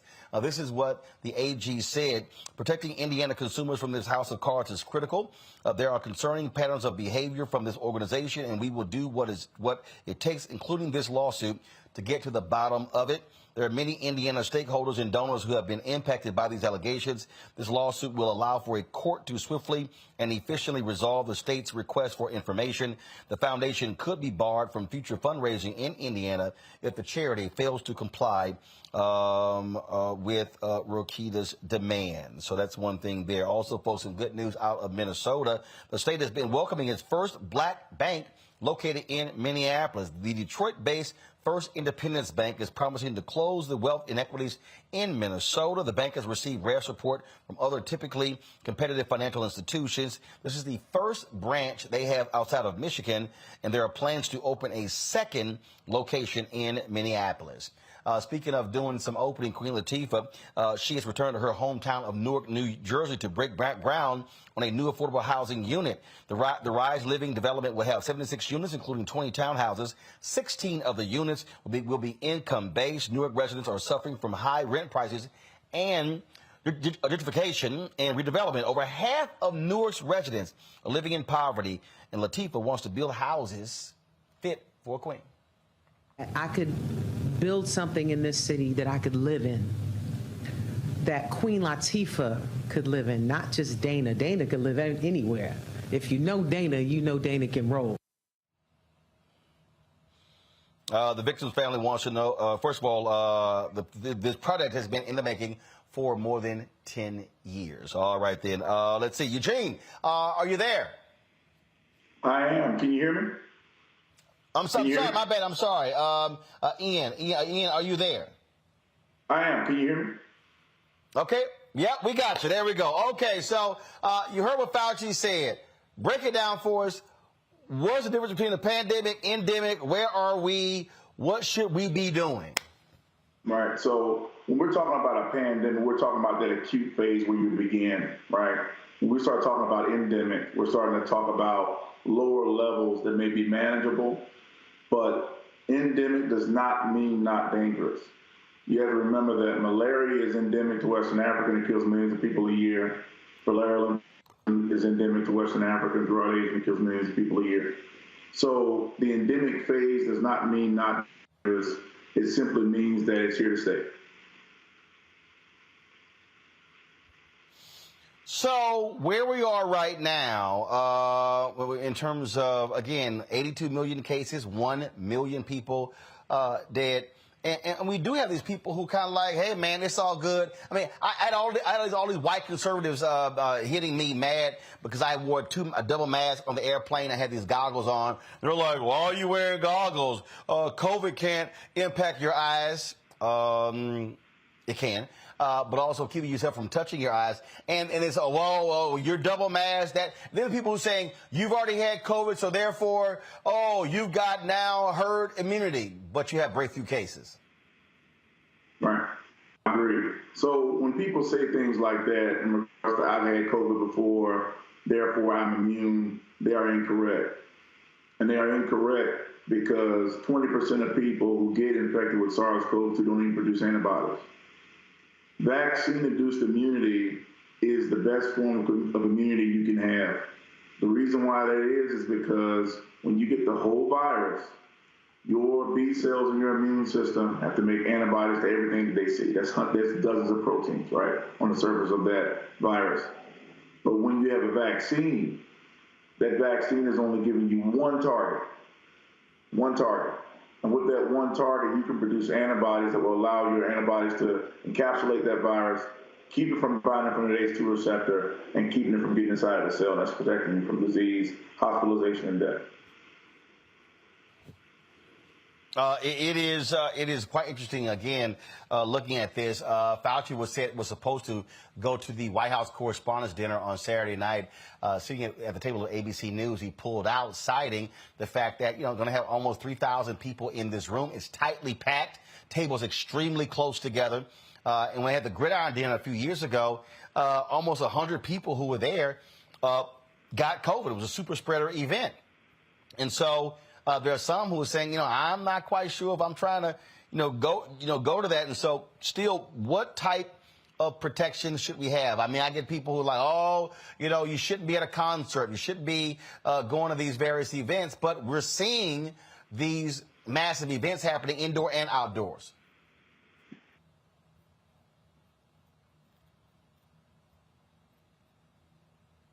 Ian still there? All right, looks like Ian has froze again. So I really want him to answer that question. It is important. I'm going to go to my panel here. So I'm curious. Ian, let me know when Ian's back. Reese, I saw you tweeted the other day about, what did you say? You went somewhere and you were like, all right, first time I'm chancing this. I think it was you and your newborn. Yes, I took my daughter Ava to a restaurant by myself. I had to learn how to operate the stroller. My husband is the stroller operator, car seat, all that stuff. But I am trying to navigate this new space of figuring out this quote unquote post-pandemic landscape. I'm doing a little bit more. I'm still staying more masked than not masked. I did go to the Babyface concert. I enjoyed myself. I was hot as hell underneath that mask, but I kept my mask on while I was singing and dancing and hooting and hollering. So, I mean, look, I was one of the last people out of the quarantine. There might be a couple people left, but I'm just trying to figure it out because I'm tired of being at home by myself, me and my husband and my baby. So good luck to me and to everybody else out there. I hope it is an endemic. I really hope it is, for our sakes. Larry, how are you still now operating? I'm masked up, brother. I'm at the gym with the mask on. Doesn't matter. I'm trying to play it safe. And listen, I have loved ones, like a lot of people, loved ones who would face challenges. But I became positive and I infected them. So I'm thinking about those individuals.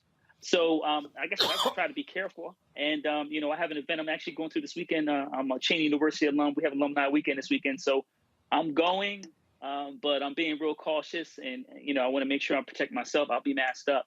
But just, go for a few hours and head out. But folks still need to be careful out here because people are still getting sick and dying, just not at the large numbers as we had before. Mm-hmm. Greg?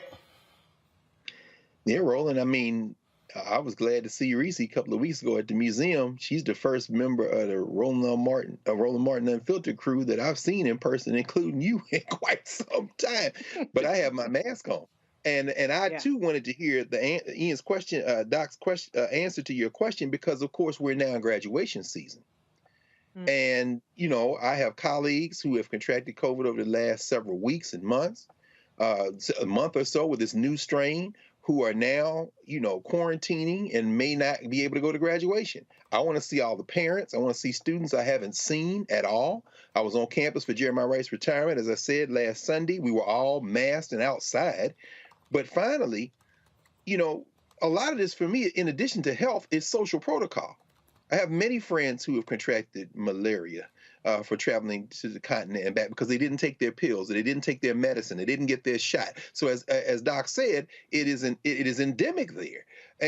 But when I am on public transportation in the city of Washington, D.C., as far as I'm concerned, if you don't have a mask on, that's a social protocol. What you're saying is you don't give a damn about my health. And yes, it is majority non-Black people I see without masks, but I see a lot of young people without masks, talking louder. And I'm not being resentful. I'm gonna keep my mask. But what I'm saying is, you're saying to me, at least I'm imputing this to you, that, you know, my health is not important to you. And I think that what we're going to see going forward, and I would ask you, because you've been all over the country, including in the dead of the pandemic, when you were traveling to Georgia to get the vote out and going to South Carolina and North Carolina, you know, what does it say when we see people who are not taking safety protocols when everybody else is, or fewer and fewer people are? What does it say socially about what we would consider to be a community or a society? I don't know. Indeed. All right, folks. We keep losing Ian's connection. Sorry about that. So hopefully we'll definitely get him back on to further talk about COVID. That is it for us. Now, here, folks, here's the deal tomorrow. So tomorrow, the reason I'm here in Los Angeles, tomorrow is the 30th anniversary of the Rodney King riots. Remember what took place here when, black parts of L.A. went up smoke when they let those white cops off who beat Rodney King. 30th anniversary tomorrow. So Operation Hope, led by John Hope Bryant, they're having a private tour of the area to show what has happened economically. The mayor is going to be there. Congresswoman Karen Bass, who's running for mayor, she's going to be there as well. Rodney King's daughters are going to be there. And so we are given the opportunity. And this is what I want y'all to understand, why it's important for us to have Black-owned media. And so John Hope Bryant, who's a supporter of this show, reached out to me and said that he wanted to give Roland Martin Unfiltered and Black Star Network the exclusive opportunity to stream this tour. So what's going to happen is it's going to start around 9 a.m. Los Angeles time, 12 o'clock Eastern. We're going to meet at Fame, first AME. And so we will travel with them. We'll stream all of that. There's a news conference taking place after that with the participants. We will live stream that as well. And then tomorrow, we're going to broadcast our show from a community center there in Leimert Park. And so we're going to have our panel on the set. Carol, please put in the group me who Jasmine Koenig is going to be one of the panelists, and so that's one. We have former LA Police Chief Bernard Parks, who's going to be one of our guests as well on the show. And let's see here, and we have some others who we're booking right now, and so it's going to be we've got another couple other folks confirmed, and so hopefully. Carl Douglas, who was one of the attorneys who worked with Johnny Cochran, who was one of O.J. Simpson's attorneys. He's still out there doing his thing. Hopefully he'll join us. And possibly Judge Maybelline may be joining us as well. So we're going to have a great panel out there. Looking forward to that. So that's why we are here to cover that, to be able to show what's going on. I always got to give a shout out to the late John Mack. I was going over some of my photos.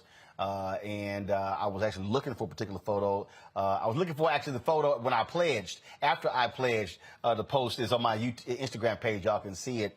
And actually was sort of sad because it was like all of these. Happy anniversary, bro. It was like happy anniversary. Well, I appreciate it. My 33rd alphaversary was yesterday. Happy alphaversary. Yes, sir. Yes, sir. And of course, yesterday, y'all, was Greg Carr's birthday. We share a birthday. You was born Happy birthday, bro. in the Alpha land, and then I was born out my mama's womb. That's beautiful. There you go. Happy there birthday. you go. So it was so I was going through all these photos, and it was crazy how literally it was like back to back to back. All these photos I took in 2009, folks who are now ancestors. It was like Gwen Ifill, Colin Powell, and it was John Mack, who was the leader of the Los Angeles Area Urban League during that tumultuous time. And so we're going to be, again, covering those issues tomorrow. So that's why we are here. And so, and this is what I need people to understand. And y'all have heard Reese say it. You've heard Greg say it. You've heard Larry say it. Right. Folks, this is why black media matters. White media ain't going to be focused on that area of town, what has happened, what's happened economically, looking back for 30 years. This is why we have to be telling the story. We must control the narrative. Because you know what? Here's how this works, and this is why y'all support is so important. I need y'all make this crystal clear so y'all can understand. When John Hope Bryan said, "Hey, Roland, I would love for you and blacks and to cover this," I didn't have to ask nobody. I didn't have to send an email or send a text and ask somebody, "Hey, can I please go cover this story?" No. I don't have to ask people. Folks, that level of freedom is needed in black-owned media. And you got a whole bunch of people who are running around calling themselves new black media. They don't cover nothing. They don't interview nobody. They don't break anything down. All they do is run their mouths. And I frankly ignore them because they mean nothing to me, because they're not journalists. But we are not going to move forward as a people as long as we are asking somebody else to tell our story. And so y'all see me post the videos and everything on social media. I'm in my hotel room. Camera, 5 lights, streaming unit right here. Y'all, we good. This is how we roll. We keep it moving. This is about us being able to control our own destiny and telling our story. And so we look forward to doing that. We want y'all to tune in. If y'all have not supported us, please, first and foremost, download the Black Star Network app. It is important, those numbers. We get asked by advertisers, how many app downloads do you have? Our goal by May 1st is to hit 50,000 downloads. Our goal by December 31st is 100,000. So Apple phone, Android phone, Apple TV, Android TV, Roku, Amazon Fire TV, Xbox One, Samsung Smart TV. And if you have not supported us in our Bring the Funk fan club, trust me, your dollars make it possible for us to be able to say yes when we get those requests, so we don't have to sit here and say no. Cash, send a money check or money order to P.O. Box 57196, Washington, D.C. 20037-0196. You can support us via Cash App, $RM Unfiltered. PayPal is R Martin Unfiltered. Venmo is RM Unfiltered. Zelle is Roland at RolandSMartin.com. Roland at RolandMartinUnfiltered.com. Reese, appreciate it. Enjoy all the White House correspondence receptions and dinners and all that stuff and parties going to. If anybody asks, tell them, no, boo, he in L.A. He with the black people in L.A. So that's where I'm at. Larry, thanks a bunch as well. And again, Greg, happy birthday. Of course, Alpha and Greg. Y'all know how Alphas run this. Y'all know how we do. You know. You already know. I'm going to see y'all tomorrow from Lamert Park here in L.A.